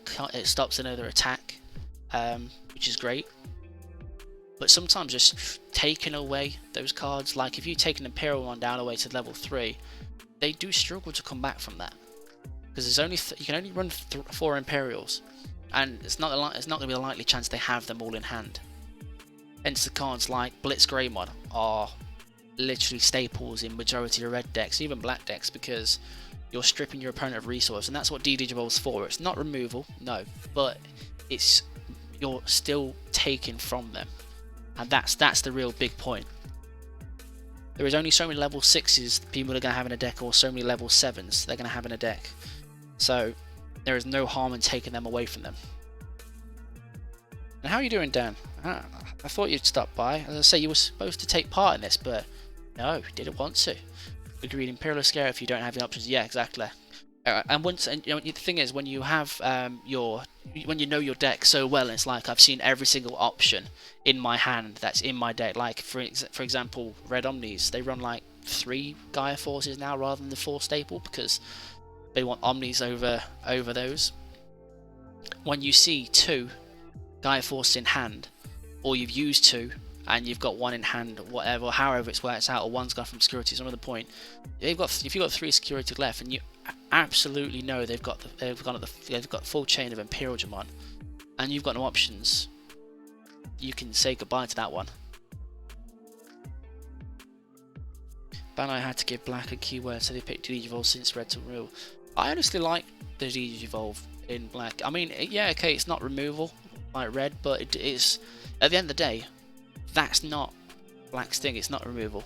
It's defense. And one way of defending it is taking your opponent's resources. It's still a form of defense in its own aspect. Might not be the best resource, or might not be the best option to go for. But you know, it's the end of the day. It's a facility that's available to you. I think the worst thing that happened to Black, and somebody can, I'm going to throw this out there. You can fight me for it. All right. The worst thing that happened to Black is the fact that Blitz Greymon got Digivolve and is accessible by Red as well. That is possibly, and possibly the Ultra S as well. That is possibly the worst thing that happened to Black, because that really messes you up. The Digivolve counters Craniumon, so Blitz having it and Ultra S having it literally makes it next to impossible. I mean, obviously we've seen it here where it's, I'm pretty sure Black took around there. I was too busy talking, but those things that have been resources in Red make Red even more scary. Having removal and resource removal, it's a lot to deal with. Great, I was watching on my phone earlier running errands but not logged in to comment. Ah, nice. Well, I'm glad you stopped by, Dan. It's always good to see you. You can't take any prizing from me this time. I'm not playing. I'm joking. No, we are doing more of these though, Dan, and we will have prize support that is more accessible for US as well. So feel free to stop by for that. Ultra S exclusive to Black would have been amazing. Yes, it would have gave Black its own buff and not more for Red. Black player won the previous game. I did think so. It didn't look like Red could do anything to take that, which you love to see it. And there we go. Prime example. Blitz Greymon comes down and it absolutely shuts down Craniumon. Like, trying to recover from that, it's like the same principle as Imperial. You can only have 4 copies of a certain card, and if your deck is relied around Craniumon and keeping your blockers alive, things like that, taking it down and getting a bigger body on board, and also having Pearson as well, to the point of, you know, you start swinging through your blockers. He's 12k. Red has many ways to buff it. There's not much you can do to stop that kind of stuff. It's really painful. But I'm going to give credit to this this Black player here. Those Craniumons are coming down thick and fast. I respect the plays.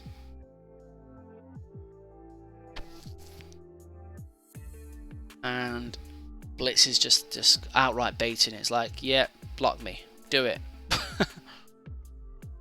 Craniumon could do with a tie for backup or a Clockmon under there. That would have been nice.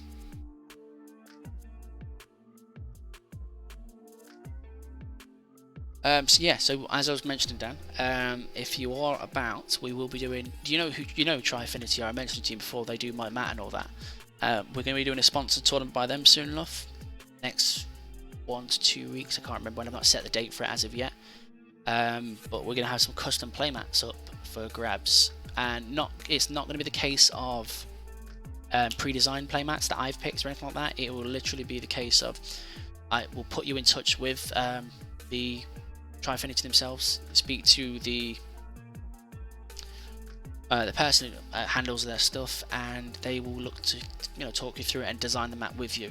and you'll get a personalized one made for you. Your Bandai will make a tame order that says when you de-digivolve, suspend this tame to gain a memory or draw a card. Well, I mean, the Black Izzy from next set isn't too bad, or the starter deck. No, it's from next set. It's not the starter deck, it's the booster set. Isn't bad. Whereas if you reveal top 3, and if they're all black, you gain a memory, and then it's a case of you can put them back in any order, so you can actually put it so you know what you're going to draw into. So it's good knowledge for you. It's knowledge for your opponent as well. I don't know if you have to reveal or not. I'm not sure. Just let me know what exact date on Discord and I'll join. Of course, I will reserve you a spot. How's that? When we've got it, I'll reserve a spot especially for you. I'm not taking part, so I can't be salty if you beat me. Again. And it's blitz on blitz. There we go.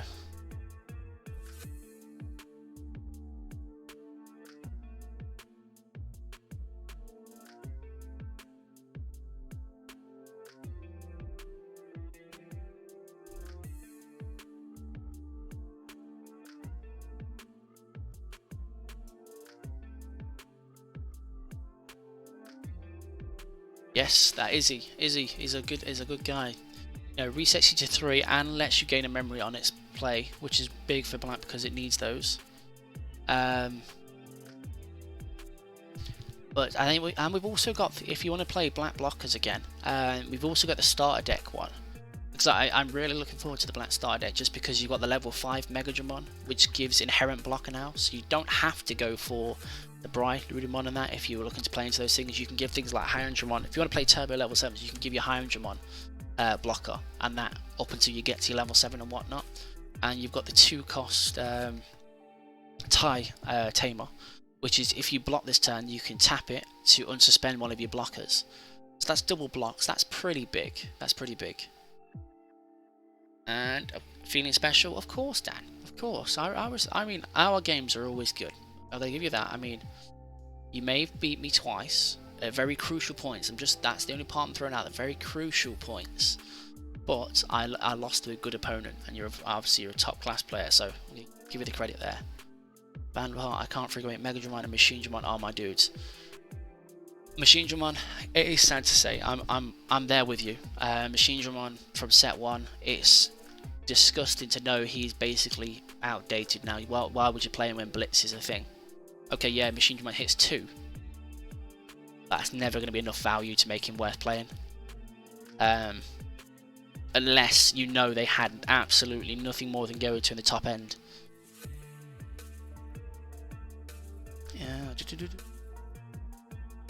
And yeah, no, the start deck's Machine Dramon. I'm not too sure about the start deck Machine Dramon.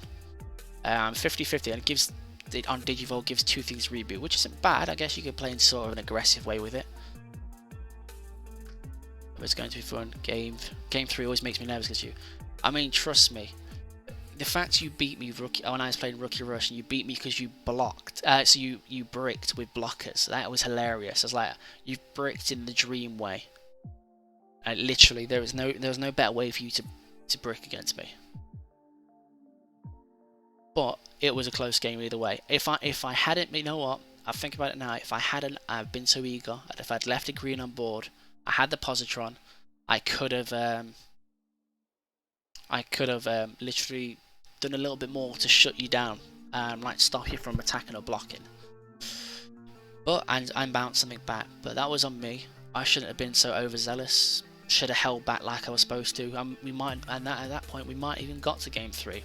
Because game 3 is where you absolutely destroyed me and like vault into an Ultra S. I was like, okay, good times.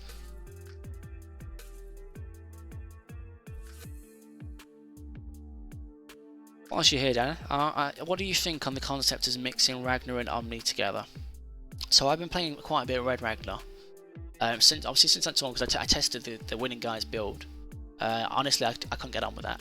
I just didn't like the inconsistencies as much. Yes, leaving green would have given you a game, but that's on me, and that's the beauty of this game.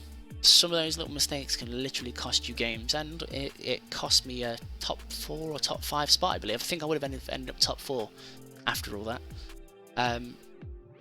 But yeah, so I tested the Red Ragnar winner from that tournament, and I couldn't get on his build. So his playstyle, I'll give him credit, or his matchups were very good. because he did a great deal of work on that to get to top spot. But the deck itself is good. Ragnar I actually really like, especially against green Ceres. I find one of the perfect players, and what Ceres can't really deal with is if you play a rookie, then you hard cast a Durandmon. If you've got the Ragnars in hand and the right thing to get free next turn, there is very little they can do with you. So, but my question is it's an inconsistent deck, but he won, so we can't. No, it was an inconsistent deck, but I did find the case of Ragnar. You don't care so much about being inconsistent. The Zubat adds that amount of consistency. I found with that card, it just added a good level of consistency. But it was just too low on like rookie counter. That was just thinking his results. He smashed it. I can't argue with that one bit. He absolutely smashed it. That's why I wanted to try the build myself. I wanted to see firsthand what made Red Ragnar so good. I often like doing these things, just testing decks that people win with, just to see for myself exactly what they did. But yeah, you got any tips? Do you think Red Omni and Red Ragnar can coexist together, or do you think it's just too bricky? Because I feel like the problem is, if you want Ragnar, you have the Supermons, so you'll search your deck and you'll reveal things, and I have this strong feeling that literally every time you do it, you will send your Omnis to the bottom. You just play the higher level guys. So the Doramon and the thingy ones, or not the Doramon, because I still think the Doramon's good because you can still give Omnis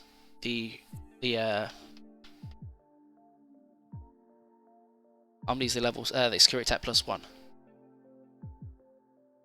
I've seen Red Ragnar with more of a Mega Zoo build. Yes, I have seen that as well. And alright, I'm gonna ask here. Next tournament I go, should I take Mega Zoo? Somebody let me know. Dan, do you decide? How do you think Mega Zoo would do if I took it to a tournament? And I'll make that promise here. Next tournament I attend, I will take Mega Zoo. And even for the kicker for it, Dan, send me a build. Obviously, I'll just let you know what cards I don't have and what I do have. But yeah, that's my shout out there. Dan the man is going to provide me with a Mega Zoo build, and I will take it to my next tournament. Yeah, but I think you can smash an Omni there, but I don't think you can put OG Omni in there. You kind of have to go Ultra S. I found that's what I'm trying with mine at the moment. I've gone 2 Ultra S in there. I've played Mega Zoo quite a few times.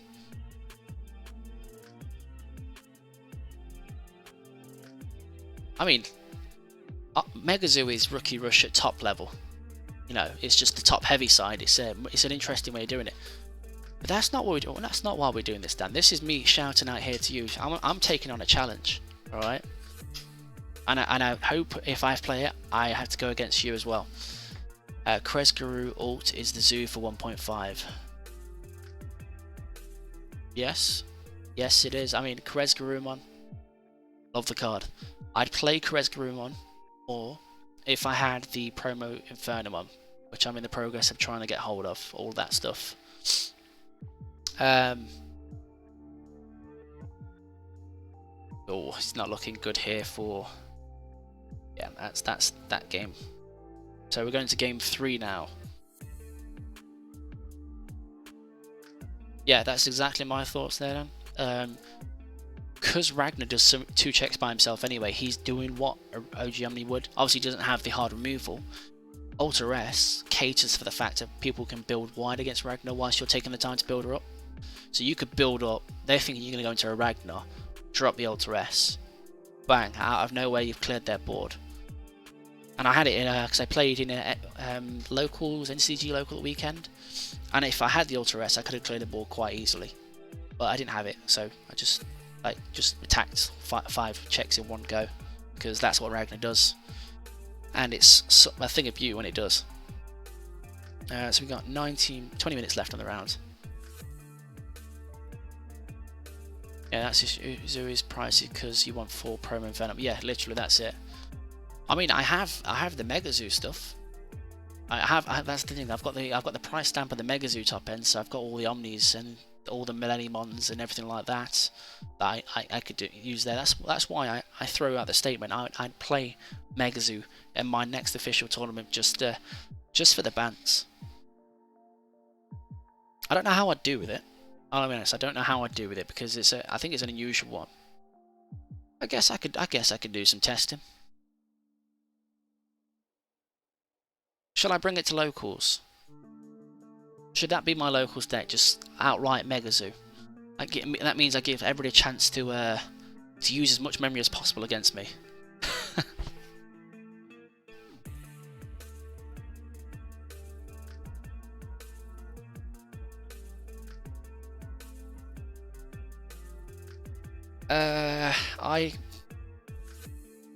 No, I agree.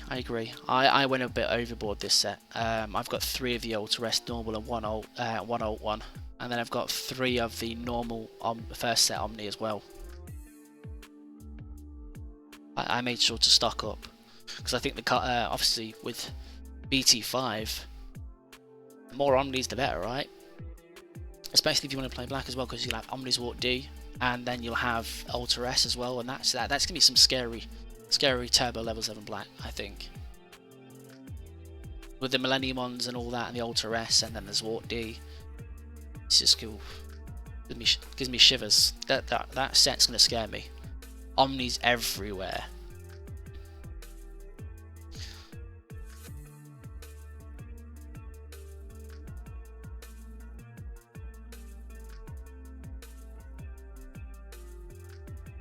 But yeah, so I want to thank you all anyway for obviously joining me on the stream here, because obviously you lot keep me company through all this. And obviously just to remind you all, I am still doing a giveaway. My details are on my YouTube, Gordo's Games. Alright, feel free to check it out, feel free to get involved. Basically what I'm aiming for is 50 followers on Twitch, 100 subscribers on YouTube. Once I reach those, once I do it on YouTube, I will be giving away a red sealed starter deck. Once I do it on Twitch, I'll be giving away a blue sealed starter deck. So feel free to get involved.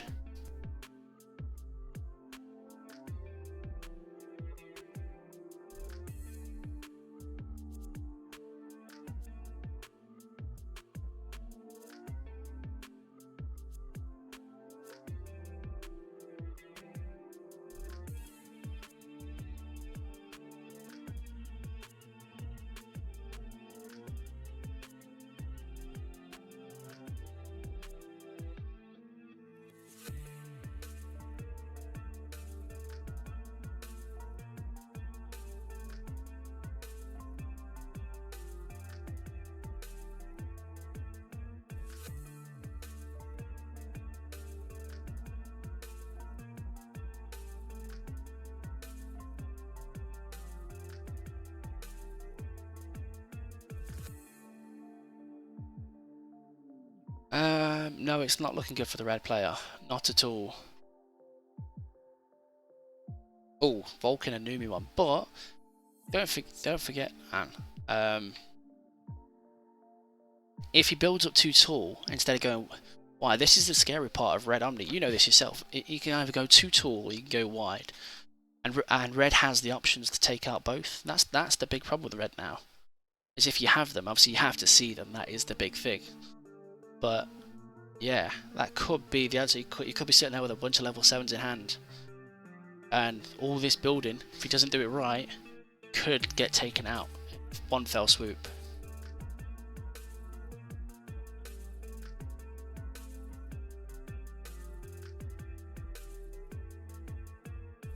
But yes, overall, feel free. Get involved in the giveaway and that, as I mentioned. The details for it, if you want how to get involved, are on my YouTube, Gordo's Games. Obviously, I want to try and get those starter decks out to somebody as quick as possible. Obviously, I just want to send a thank you out to all of you, because it's down to you lot with all the things I'm doing right now, so it's all appreciated, alright?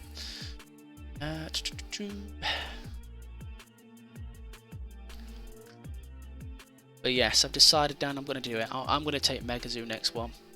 I think I've got one next Saturday, just like a smaller locals kind of thing, but still.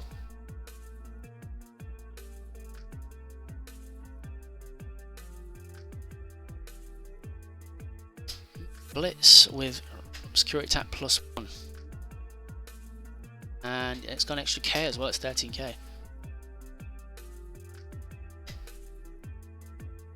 There it is. As I said, it's either going to be one or the other. And obviously he catered to go a little bit higher, which is fine. I think it's fine overall. You know, it's a bit harsh because he's done all that build and that, but that's where Omni thrives. Omni thrives on that.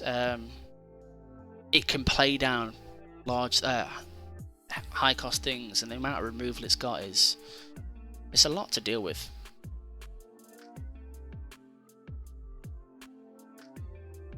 But I mean, generally speaking, he's still not in a bad position though. I play with. He always, obviously, he's gonna have 2 attacks to deal with from Omni. That's fair, but you know, Megazoo should be fun. I think I'm missing some cards for the build. Yeah, no, Megazoo is fun. I've tried it a bit. I've got all the Ragnars, I've got all the Omnis and that.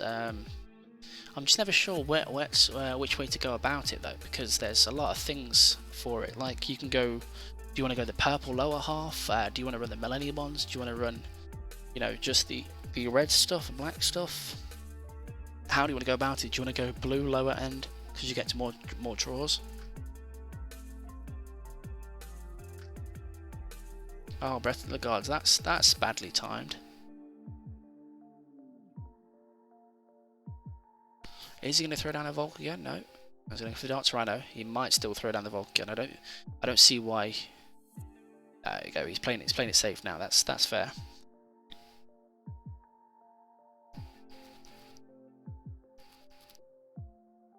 And he plays into the lower cost. Okay.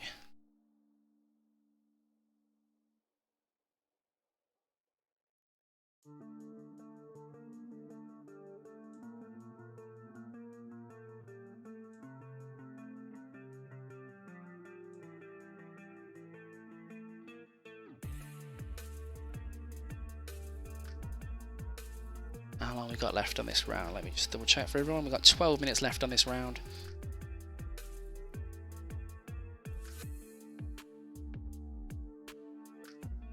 Table we on right now? We're on table 13. Okay, so there's only 2 games that haven't finished.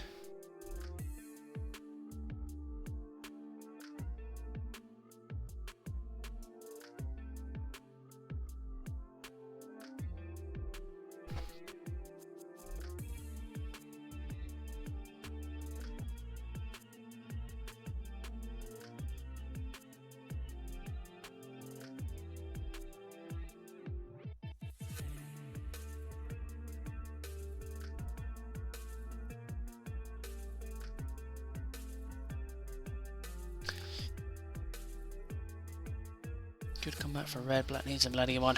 Yeah, no, black does need the Millennium one. Thing is, Ultra S is good. But because red has access to it, it's not the best in black. Millennium one is. And then the problem is because things have access to all the Ultra S, it gets over the Millennium one, which makes it doesn't make it terrible, it just makes it tragic. Because that's like one of black's best removals and purples as well. But when you start losing it for nothing and it doesn't get its effect to come back, it's kind of tragic.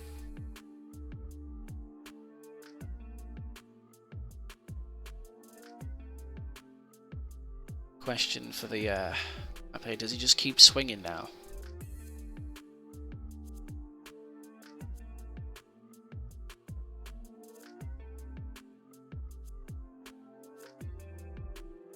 Obviously, if you are watching this or you just joined the stream, just to let you know, this is the Card Cavern's prize tournament through Gordo's game, sponsored by Card Cavern and being hosted by Gordo's Games.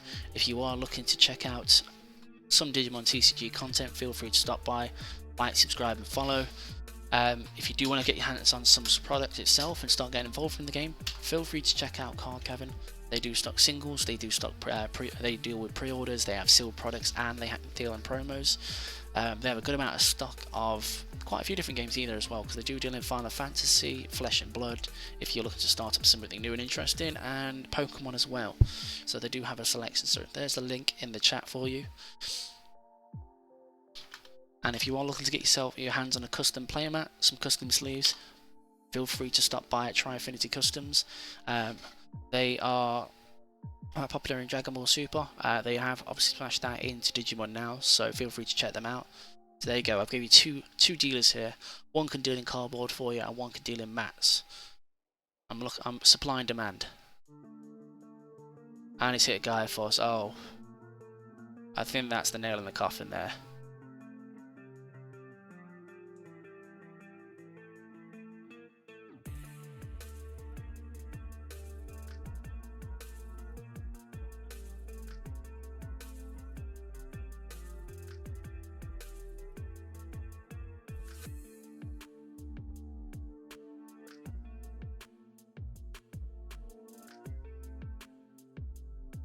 The only thing you can do here is try and go as wide as possible, but I think there's a Volk still in his hand, so he can't go too wide, because he can't even play down a 2-drop Commander and then go into something else. He needs to stay out of that 4K line, but sadly I don't think there's a way to do that.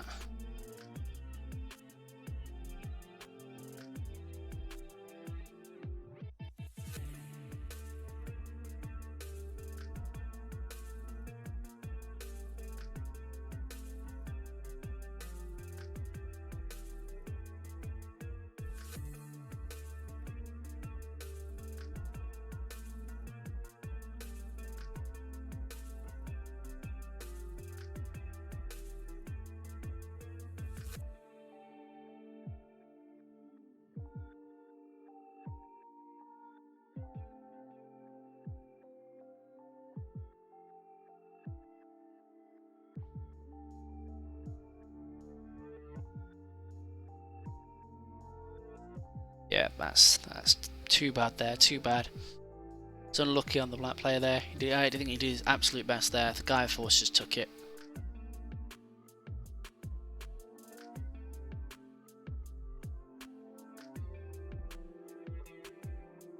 So we're just waiting for them to submit their results. I think that is that round done with.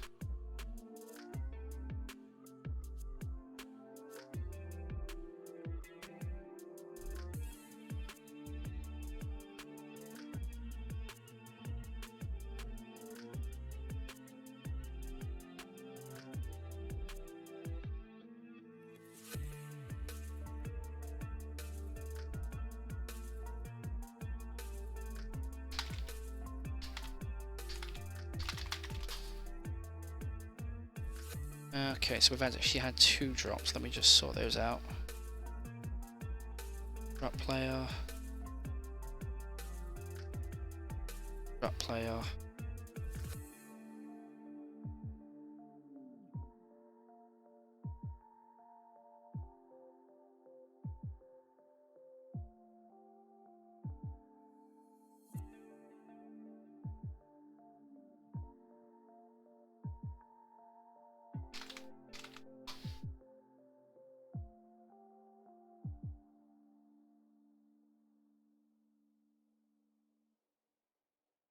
Alright, so we're going on to round 4.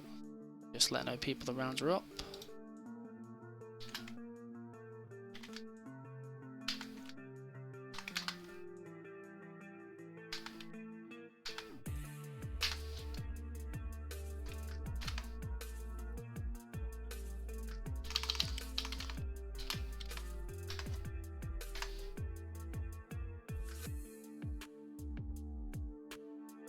And we do some print screens. Alright. Sorry, people don't all have access to the app in most capacity, so I'm just trying to resolve that problem as best I can.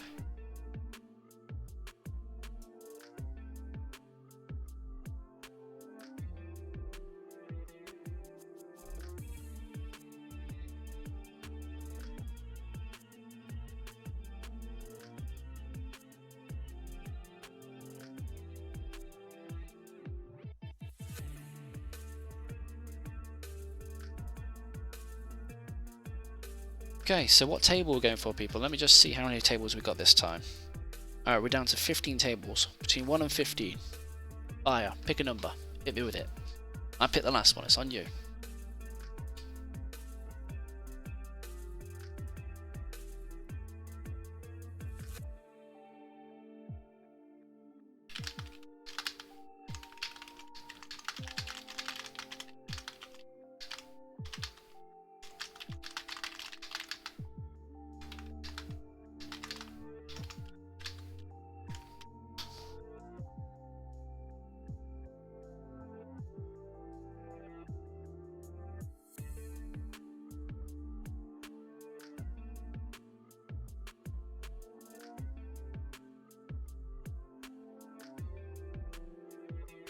so let's go some of the top tables, I guess.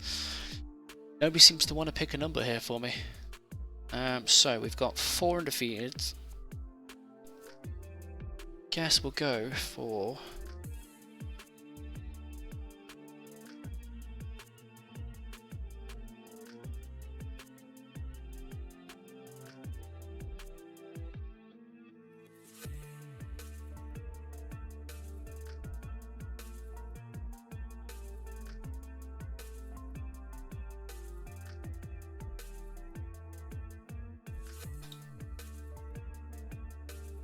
here we go.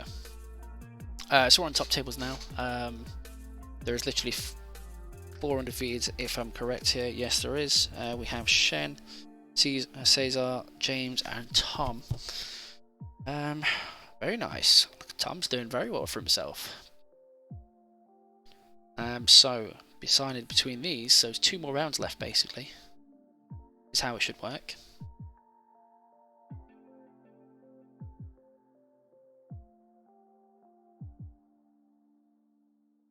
Alright, so we've got green. Dig in the other guy's sleeves. I like them. I like them.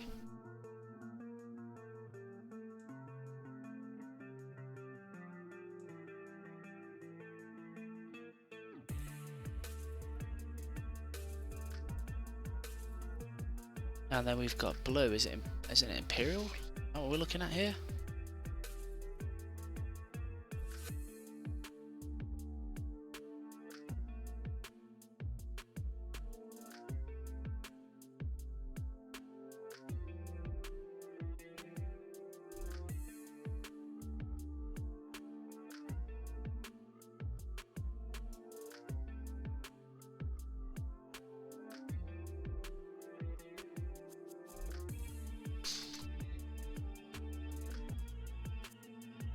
Okay, so it's Imperial.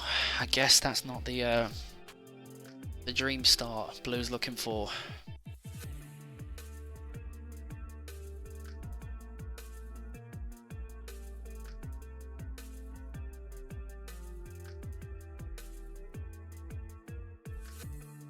Now let's see, Green is taking full advantage over here, scaling up to the level 6, I think, if they're right.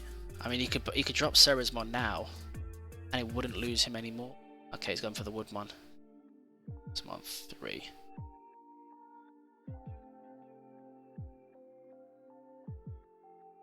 Okay, it plays down Lekmon.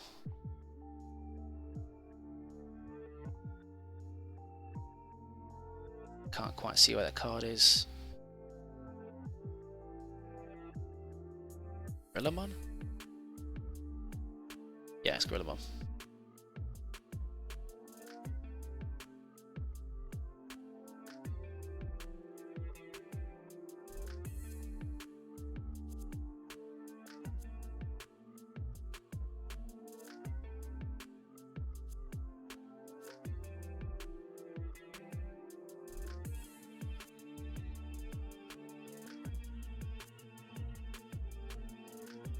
Going for the Hammer Spark. And the Frigimon's bottom on 1. Okay, so all in all, even with the rocky start from Blue, look, he's looking to have capitalised enough to still have some form of threat.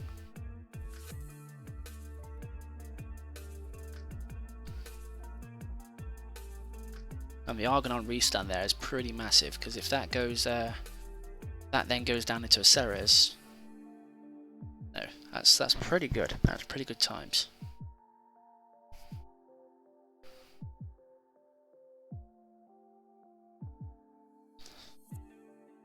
Yep, there we go, Ceres. And if he's got a Blossom in hand, you know, beautiful. Just to get rid of that Frigid, get rid of that free swing.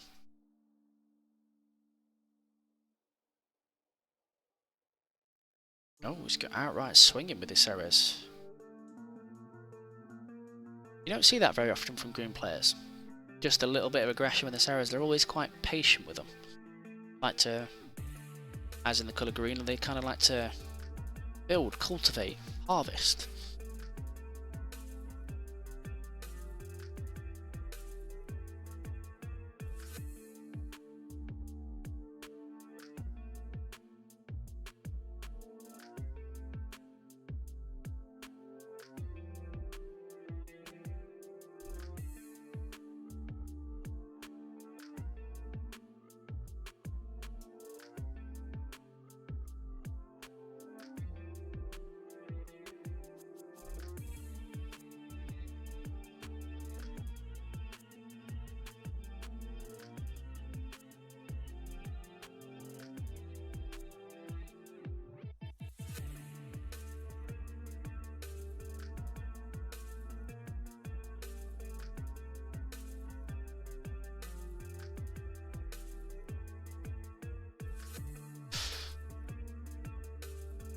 All right, I'm intrigued here. Who's got money on who? Let's get some polls going here. Who thinks green is going to take this? Or do you think blue's got the comeback?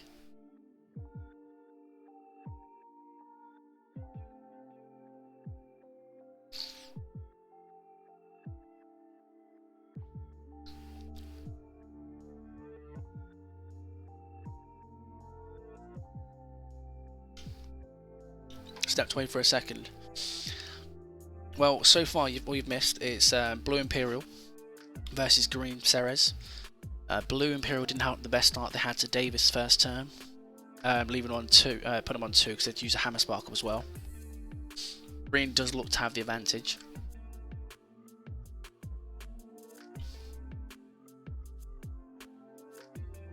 Yeah, I mean, with the Davis down, it does give Blue that little bit of pushing power to try and get up the scale a bit more, but I do think Green's just kind of got this a little bit.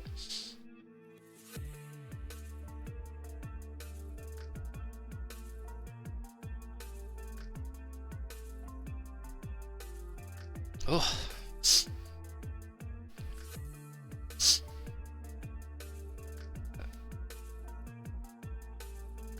Are playing those Digimons.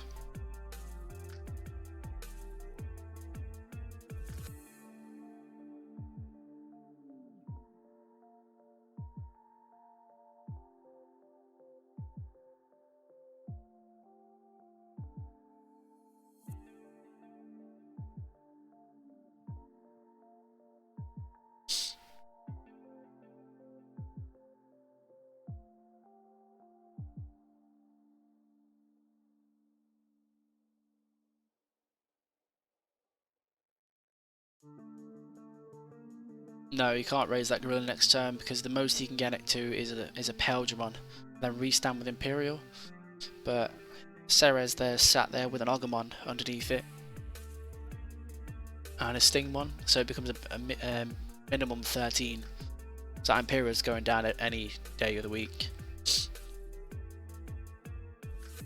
And he could raise it to a Paildramon in thingy, but because he hasn't got game aboard, so he can go Paildramon, then next turn bring it out, go into the Paildramon, and then if he runs Omni at the top line, that could do something, but I just don't think it's going to save him a great deal. Puppet. Okay. I've seen this a lot. I want people's thoughts here. I've seen puppets being chucked into Imperials a lot. I don't particularly like it.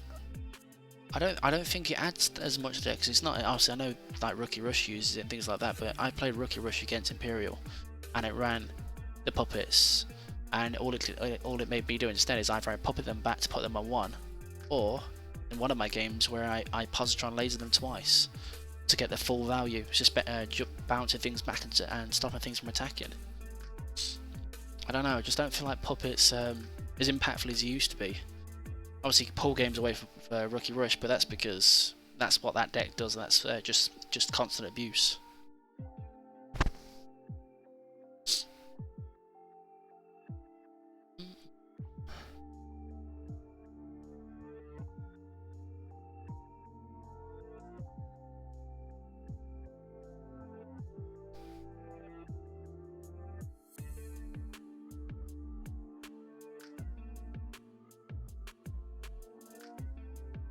Some no-shows.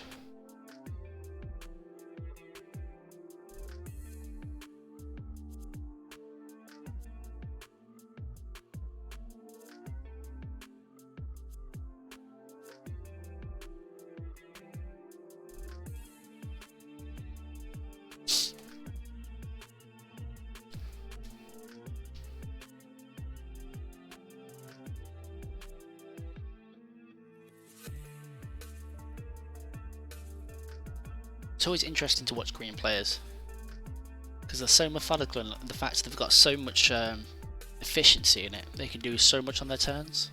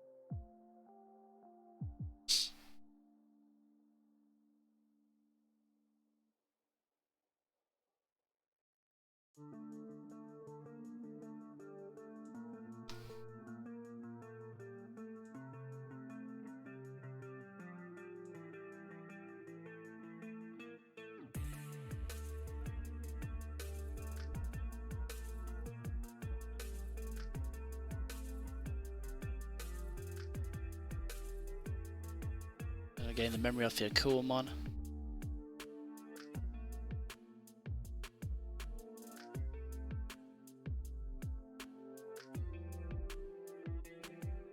You lose the memory because of the Gomon. Is it Gomon under there? So it should be on 1.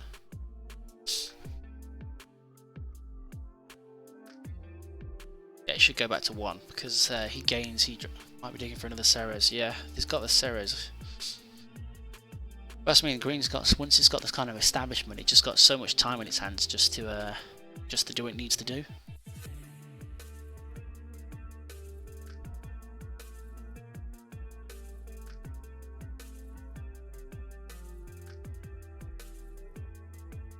That's a Terror Cluster.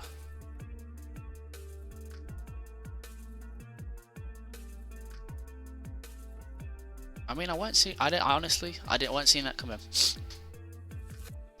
Because how many securities got left?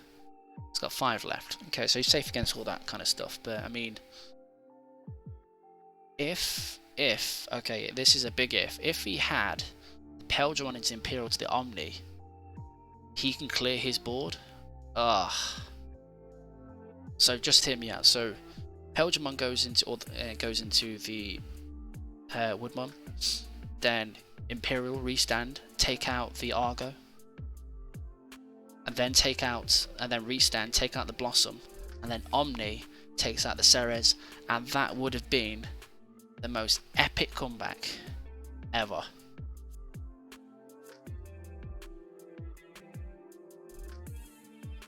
But I guess he was a bit short on it.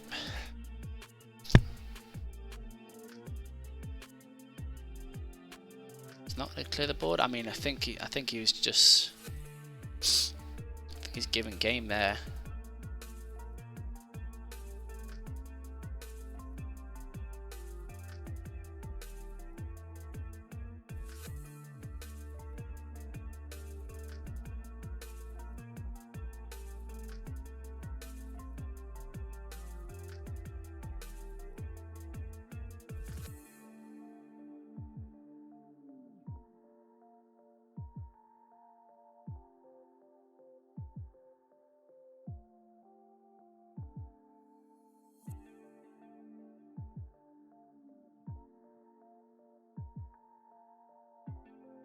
It would have had to come back with that 6 memory. See, I don't. This is what I mean. I question myself a lot when I'm playing in tournaments, but I think I've got the my knowledge on cards and what decks can do is overall there. I've got quite good knowledge. I know what I'm supposed to be doing. Like I know if literally if he had the bits in hand, he could have cleared that entire green board, and it more than likely would have came back for the win. I think. Yeah, he definitely would have come back for the win.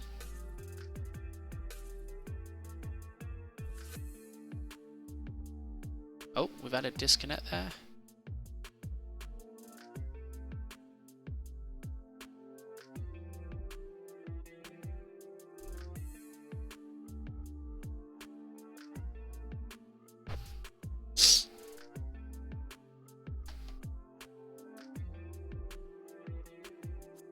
Oh. Okay, I'm going to drop off this table for now just because I'm having troubles connecting. I don't want it to be me, it's doing that. It shouldn't be. So we'll see what's going on under the table, alright? Let's have a look at the other top table. So we saw his game earlier. Dan, you'll be aware of who this person is. Oh, here's his game finished. No, don't tell me it's finished already. No, it's not, it's on 11. So your good old friend Tom, green player, the one that you got the draw, stop you from winning.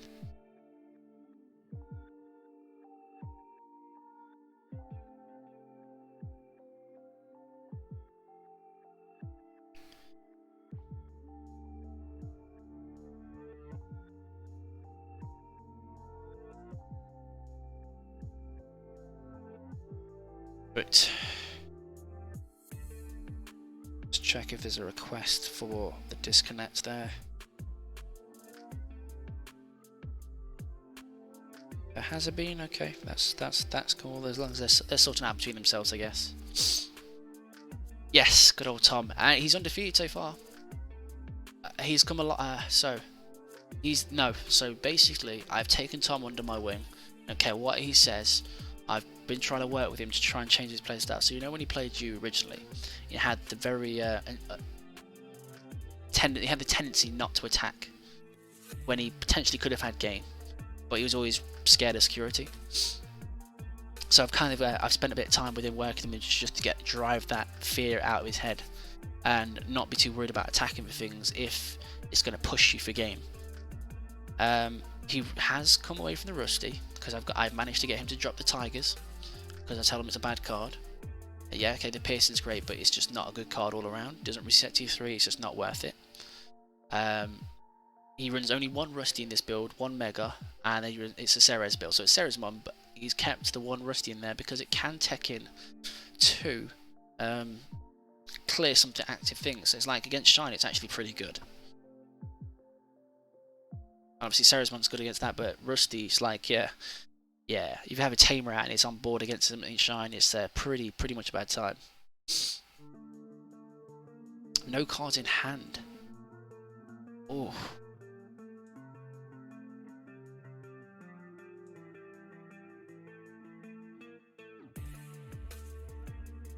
Oh, the yellow's gone for it. So Dan, I don't know if you saw this game earlier. This guy played against a rookie rusher earlier. This is some kind of unique kind of removal. It's something you'd play, you know, blue yellow, but with red and yellow. I'm actually very intrigued by the build. I will be seeing if he's interested in doing a deck profile for it, because I'm sold. You can check on there because there is a game where he literally had 3 or 4 Ankylomon's out on the board at once because they all come off from security.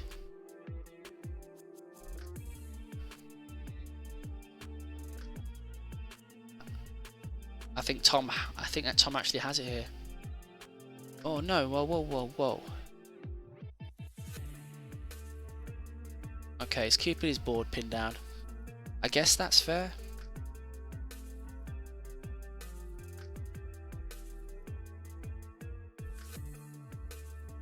But he had 2 security left. Yes, that's what it is, red, yellow, recovery. But he runs in there things like Lightning Pour and that as well, because he played Rookie Rusher and he completely board wiped him, which is hilarious. I know it's only 3k, but he had all the V-Mons and that out. I was like, oh, that's tragic.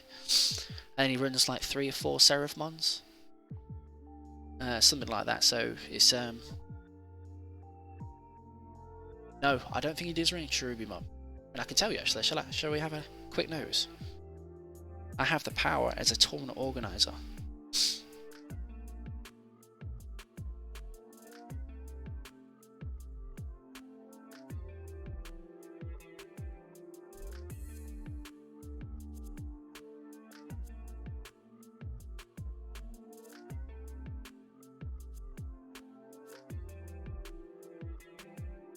Nope, I can't see one in there. I see the Holy Waves though. I see 4 Gaia Force. I mean, this is some seriously interesting build. I would be inclined to test this and pilot it because I'm intrigued to see how it works. And he seems to play it very well. He's very methodical with his turns.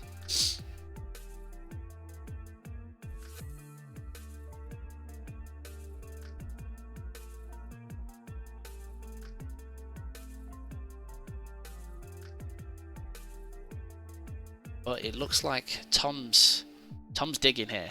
Tom's trying to take it out. But the recovery again.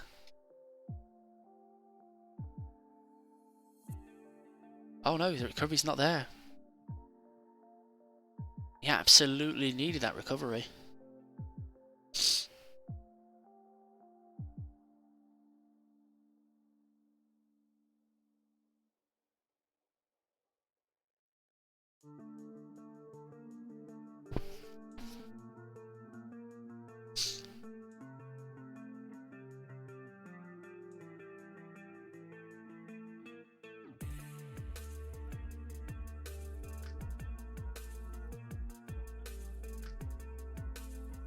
No, and there we go. It's got the one recovery back, so it's down to Tom plays it properly here, just swing through the Salamon. No, don't swing through the Salamon, actually. Don't swing through the Salamon. Please don't swing through the Salamon. No, no, no, no, no, no, no, no, no, no, no, no. Ah.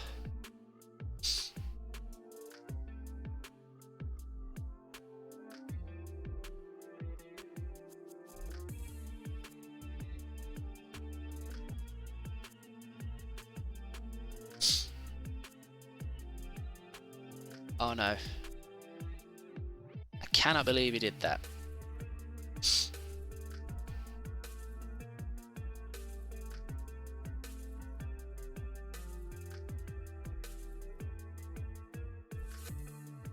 I know. You're thinking it too, Dan. You're thinking it too.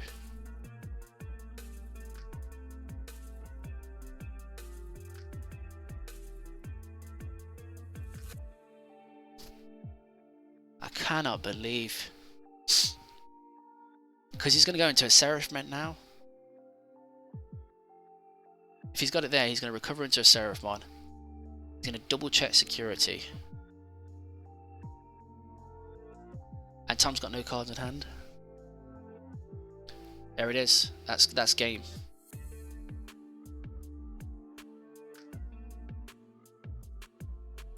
He actually handed game.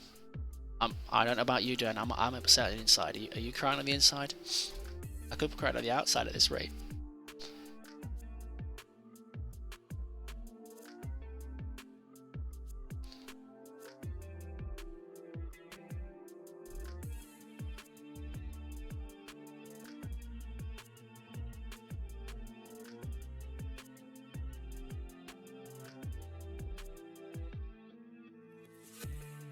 Gets one check at a time, doesn't he?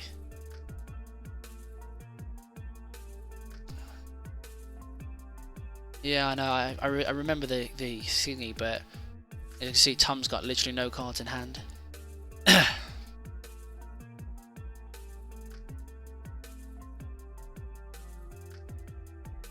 Right, there's literally nothing he can do to bring back that.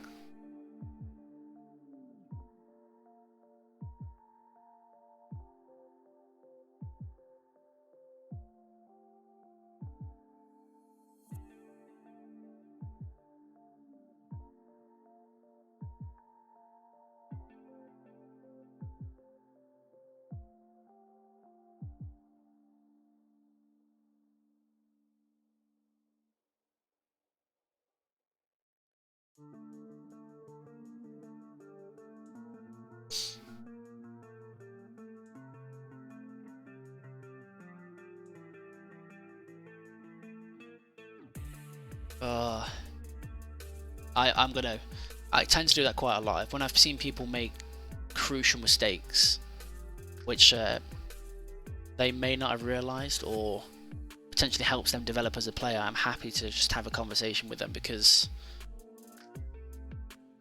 yeah, that literally through game there.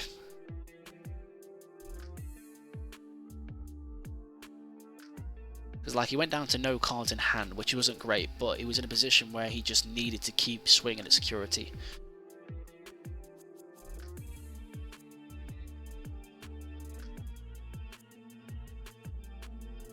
I think that other game's continued now anyway, but I think we're gonna see this one out. How about you, Dan? Are you rooting for Tom here? For the comeback of dreams after that?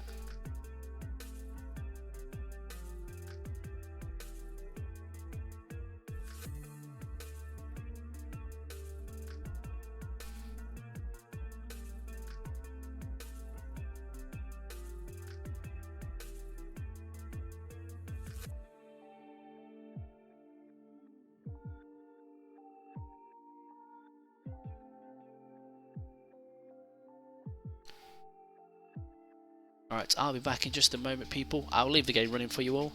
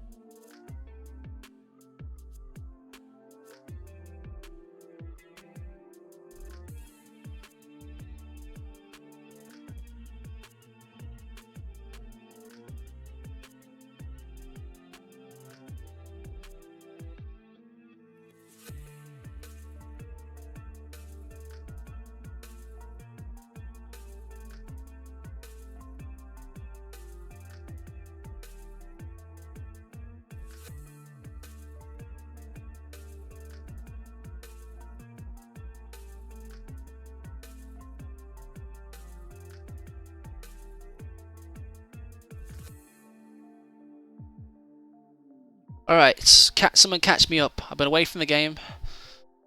Let me know the scores on the doors.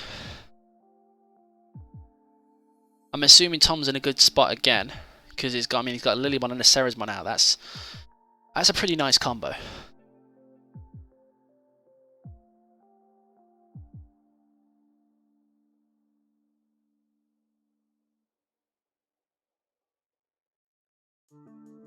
So we've got 18 minutes left on this. Oh, if Tom takes this next one and it goes into game 3, it could end up in a tie, a Tom special. Could be a Tom special. Which means, if that was the case, then this would be the last round. Who thinks he can do it? Do we think, Dan, that Tom can take it to the draw and close out the tournament earlier than anybody else could? See, it runs cards like that as well. What does that card actually do? Can somebody actually tell me? Because I actually don't know. I haven't got the card to hand. What is it? I know it does. I know it draws some security. For every 2 security it has, draw a card for every 2 security you have. But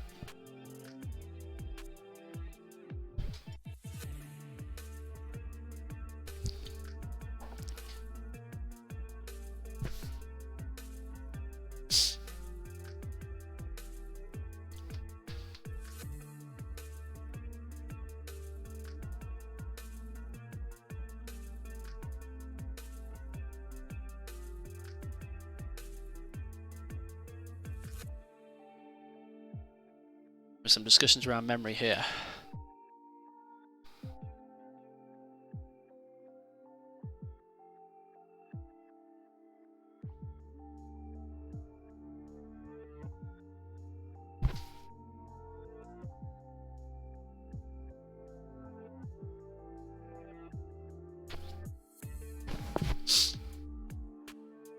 The one thing I will say about this the Gearmon map player, he's very calm in that. So like a person that doesn't seem to have much of a board, he's very calm about his things and that, and he took it very well to try and get back into that last game.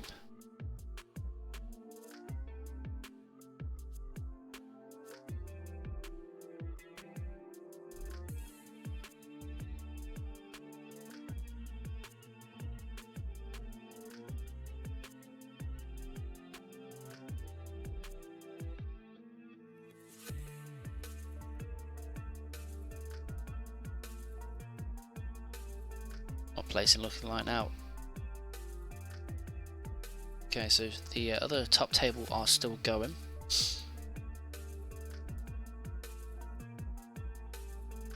So it's looking like top is going to potentially, well, the top cut's going to be heavy green by the looks of it. Sarazmon's still dominating.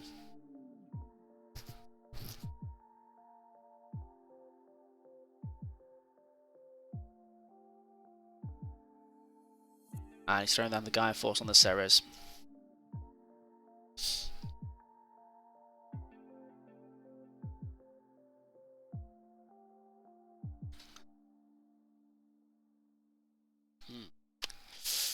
Interesting games, I have to say.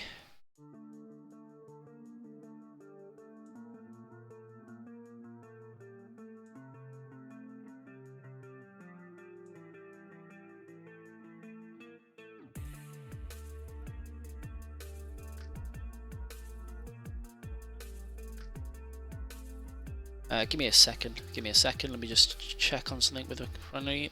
1 moment. I'll just mute myself on here.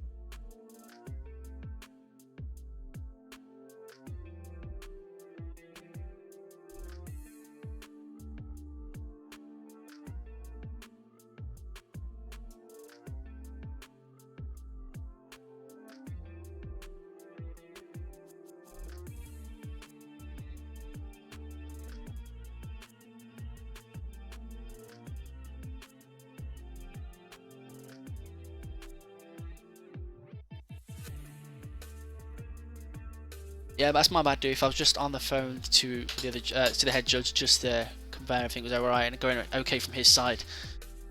And I was conferring about a ruling, so my bad. I mean,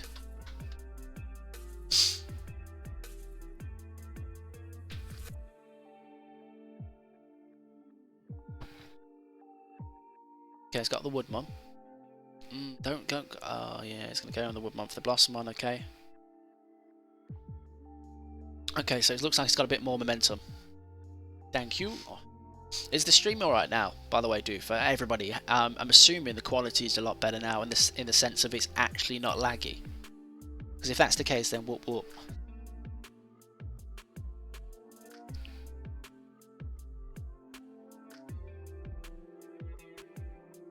And how's your rounds going, Doof?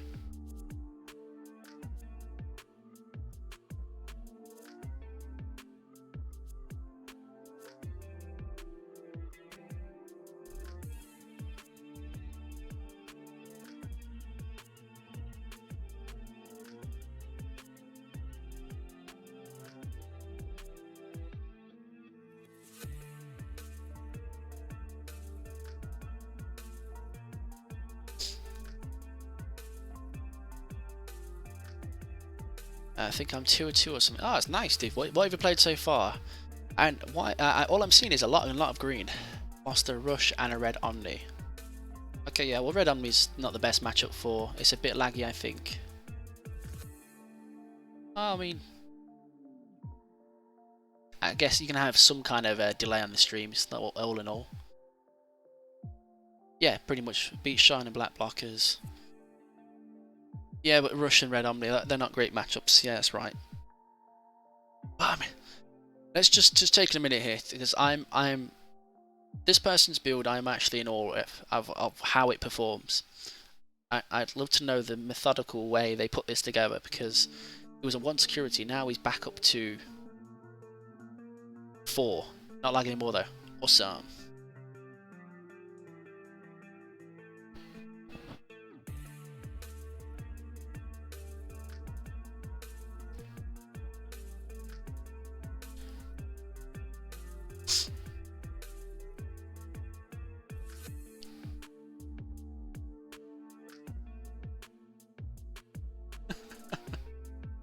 I mean, I love it. I do. I think it's amazing. I'm sold.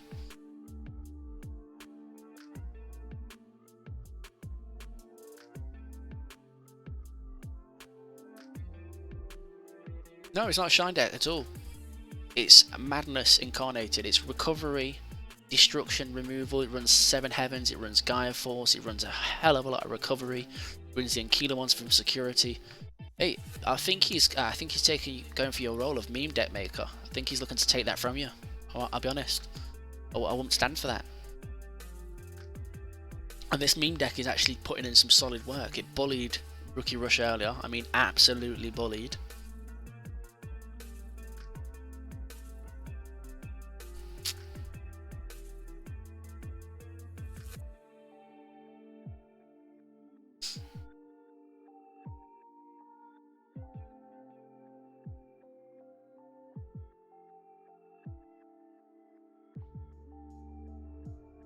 Needs to get those security checks down there for himself.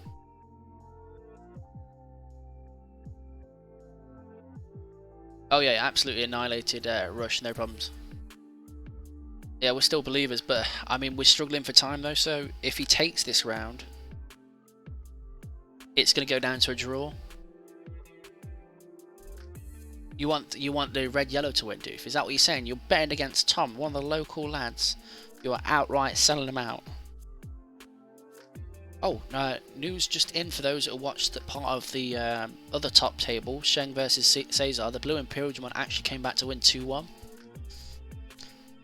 You know, that's news. It actually came back for a 2-1 win.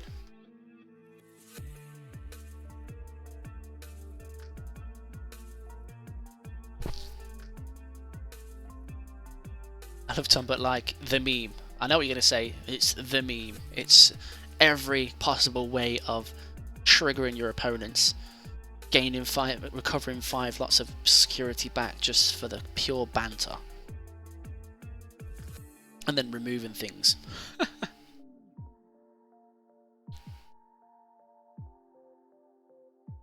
The tragic part here, for us all to see and hear, is if Tom pulls the win out here, he would have had, you know, he would have won. And he'd be going for the top table. Yes, you do feed off decks like this, doof. But yeah, no, Tom technically... Yeah, it hurts. It really hurts. But I'm in full agreement with you. There it goes again. I mean, it's like every time he throws it down.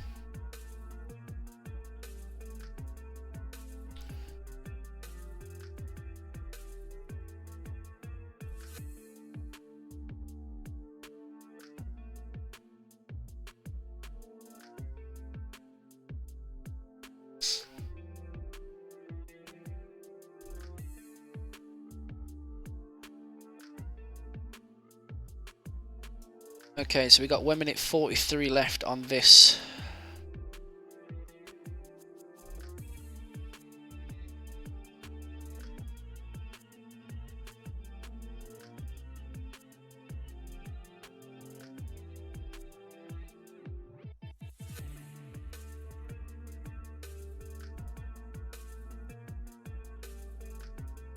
Just do a shout out.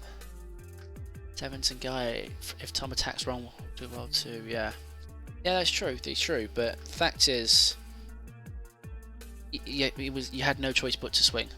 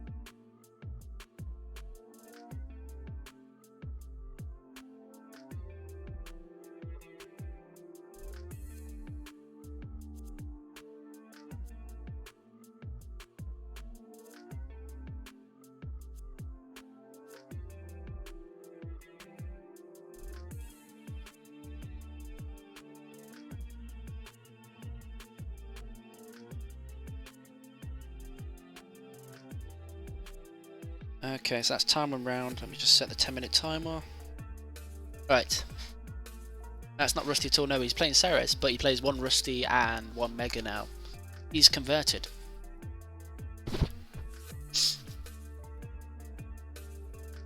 But sadly, if my judge is watching this, I'll see. Yeah, this one's gonna be down to a draw. Can't squeeze 2 games out in this length of time.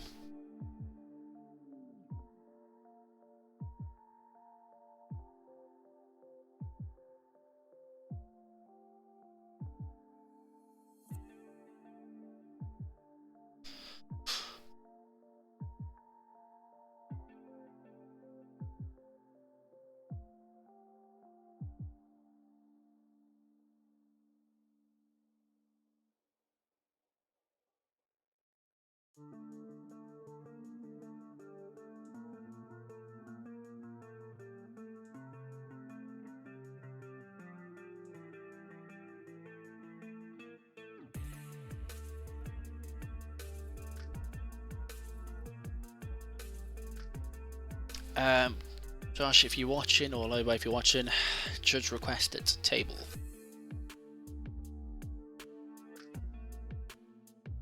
The game.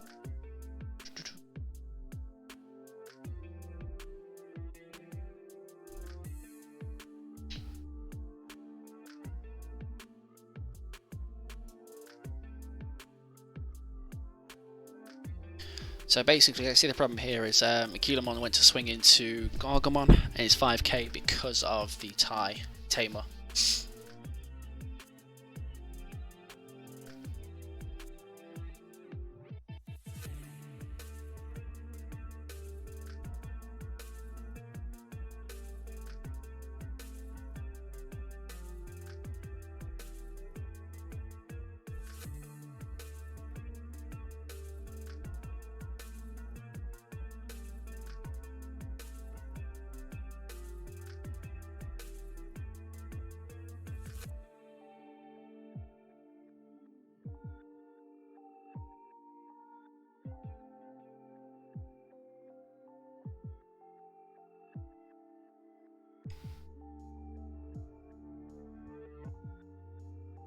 Just wait for their judge to get there. I know I'm here, but I'm not judging at first capacity. I'm here as just a reserve.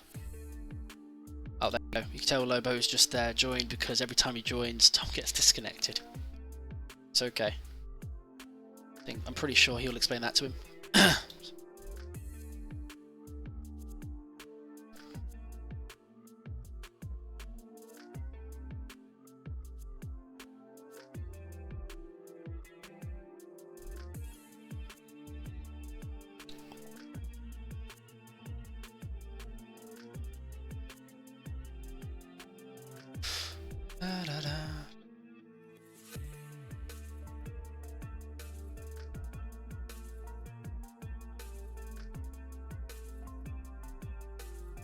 Sad to say, but sometimes this stuff happens. Miscommunications.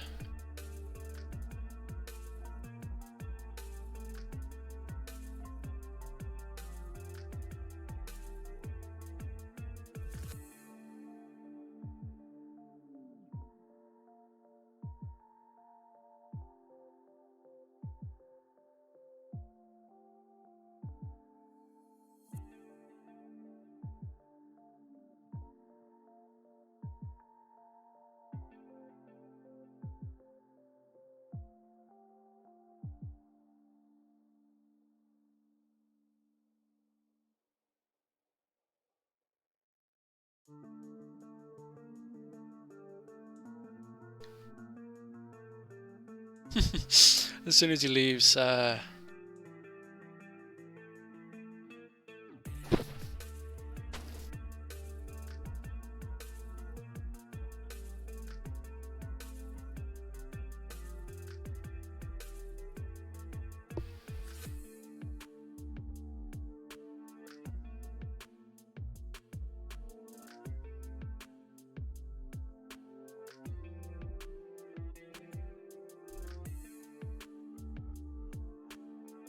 it's sadly to say that is how that goes.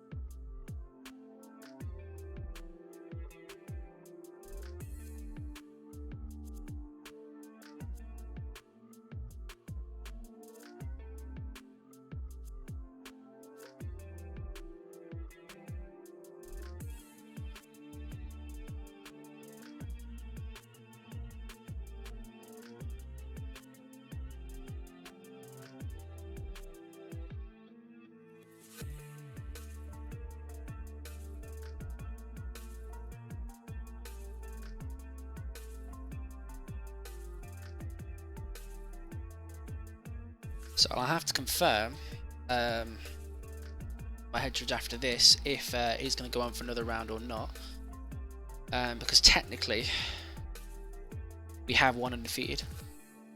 Dan, if you're still around, that is basically how these are run. Because obviously that's how I've done my thing. If the top table draws, that's it. It's finished, right? That's how I've been running mine.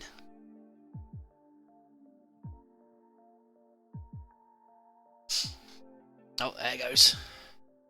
Alright, we'll leave that table to do its thing here because of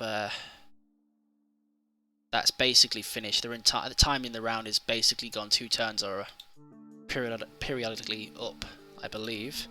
So we'll let that do its thing.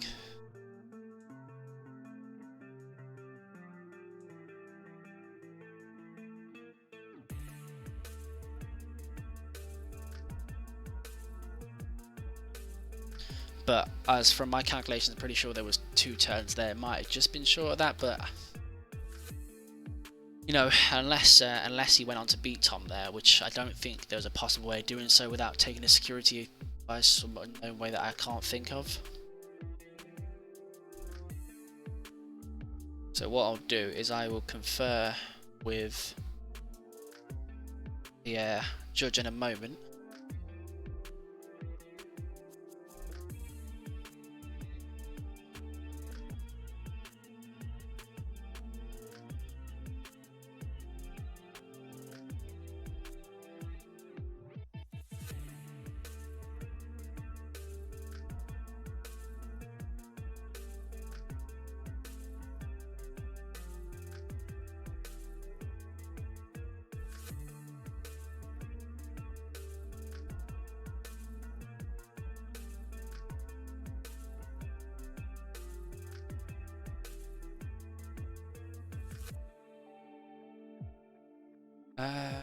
What's the timer on? Let's check now.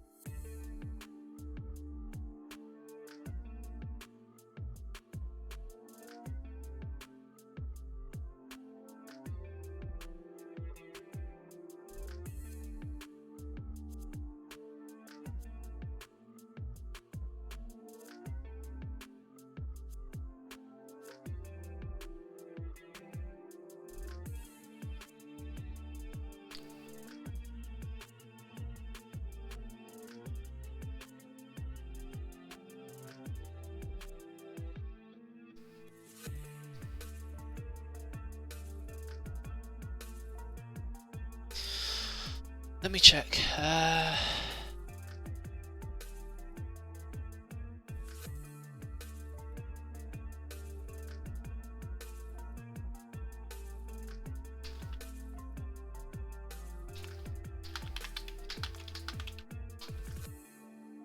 Let me just have a quick conversation with you. I'll be right back, people.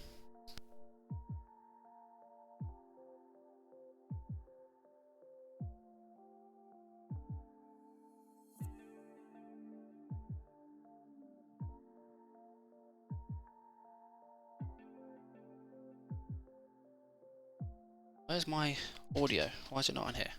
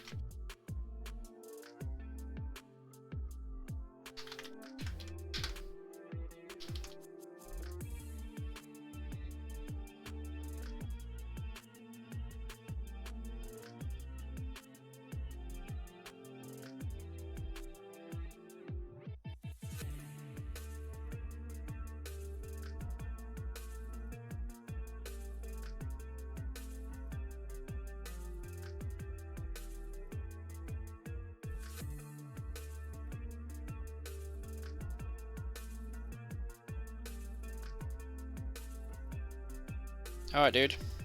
Yeah, so it's a draw then, yeah? Yeah, so technically that's down as a draw, because, well... This guy wasn't very happy, the red-yellow guy. He said, oh, I didn't know that we only had 2 rounds each. And I was like, well, you did post it about 12 minutes ago. Yeah, but it was 10 minutes or 2 turns. Generally, they went through the full 10 minutes anyway. Pretty sure they had over 2 turns, if I... Yeah, they did, yeah, which I said to them, you know, I wasn't watching it from...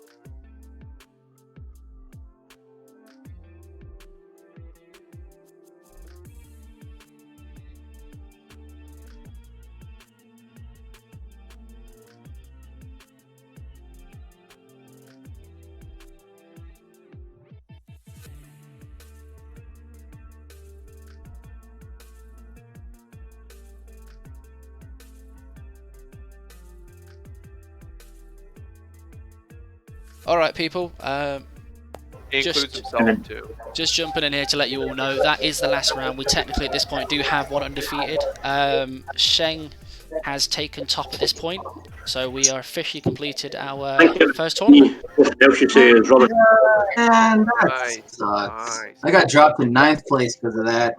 I got dropped to 7th. I mean, let's have a look. Okay, so we got Sheng in first, James takes second, Tom takes third, Blaine in fourth, Cesar in fifth, Dom, you're in sixth, well played as well. Kyle 7, Ethan 8, and then obviously anybody after that I can't really mention you because you know it's out of the top 8. I'm joking. Yeah, I know, because we don't win anything. Yeah. Yeah. But Thanks. no Appreciate that. Oh, come on, I mean, it had to be said. I mean, just gotta be said. You gotta give me the stick. I gotta give the stick back. But Ooh, Yeah, it was fun, dude. If you're gonna give us the stick, make sure it's Luke. But I just want to say thank you all and that for your attending. Obviously, this was our first one, as said, through Card Cavern. We are going to look to do multiple of these going forward. So I hope to all see you again. I will be doing other tournaments, not just with Card Cavern, but other sponsors. So by means, jump in. Yep. Is that the end, Gordo? Quick question. Yeah, that's the end, Tom. With these future tournaments, Yep. will you be trying to expand the prize pool so almost everyone can get a pack if they enter? I mean, I can do it as Participation. I'll be as realistic as possible as we are. I can only supply as how much products I can get hold of, and obviously I don't have a store myself. I'm literally networking with as many people as I can. So all the prizes I've given, I've literally tried to maximise that for every one of you as possible. And if I can give you all a participation prize, I would happily do so. But my hands are tied to how limited what the sponsor can offer to us. And to be fair, they've done a bang-up job to offer as much as they have with it, and it gives us all a chance to get the extra products. I mean, we all know how scarce products for Digimon is at this point. Tell me about it. I'm still waiting on the couple. Oh, Mechanoid looks so cool. Gordo, you could just have given us your cards. I mean, Alan, I would, but I paid for mine. That's my cards. Get your own. Give your own cards, Gordo. I mean, don't you start like I'm that. on Gordo's side on Put this his one. Red Ragnar deck on the list. Whoa. I mean, I don't want to. I don't like this. I don't like where this conversation's gone. I would say give it to the person who's 25th, but I've just went and bought a couple of Ragnars. Okay, guys. Just so you know, the new Kurisarimon is broken. Digivolve effect. Your turn. This Digimon and all of your Digimon that share a name with it gain Rush. That is broken. Yeah, Sounds yeah, delightful. that's the reason the Diaboromon deck will rip the wallet's sinners out. It is just gonna shove everyone into the trash. It's payback for 4 BTs of pain. So that's it all. Shen, I believe you're the one that came top. But congratulations, and don't forget to follow, subscribe, and all this on here, just so you can get involved with the giveaway, as well as taking some top prizes from this. So yeah, that is everything here. Thank you to Card Cavern for the support. Thank you for all for attending. Like I said, if you are looking to get yourself hands on some Digimon cards yourself, feel free to check out Card Cavern. They are the sponsors for this. They are good to deal with. Nick Hall is the man to talk to, and all in all, you know, it's been a great tournament. Obviously, a few technical difficulties earlier on, but we have one undefeated, and that is Sheng. Well done. I believe I know what they're piloting, but what I will do is I'll look to contact some of the top cut people and look to go through some deck profiles. So if you are one of those, just reach out to me. I'm happy to get you on the channel, do a little deck profile, go through some of the reasons to the cards you play, and obviously some of the methods you take when playing the deck. So yeah, thank you all for stopping by. I will end the stream there, and I will start getting all this content tweaked and uploaded for you all onto my YouTube channel. As I said, feel free to subscribe to the Gordo's Games. Feel free to get involved in the giveaway. The details on the giveaway are on my YouTube channel. And thank you all again. I appreciate you all taking the time to keep me company throughout this. Catch you all next time.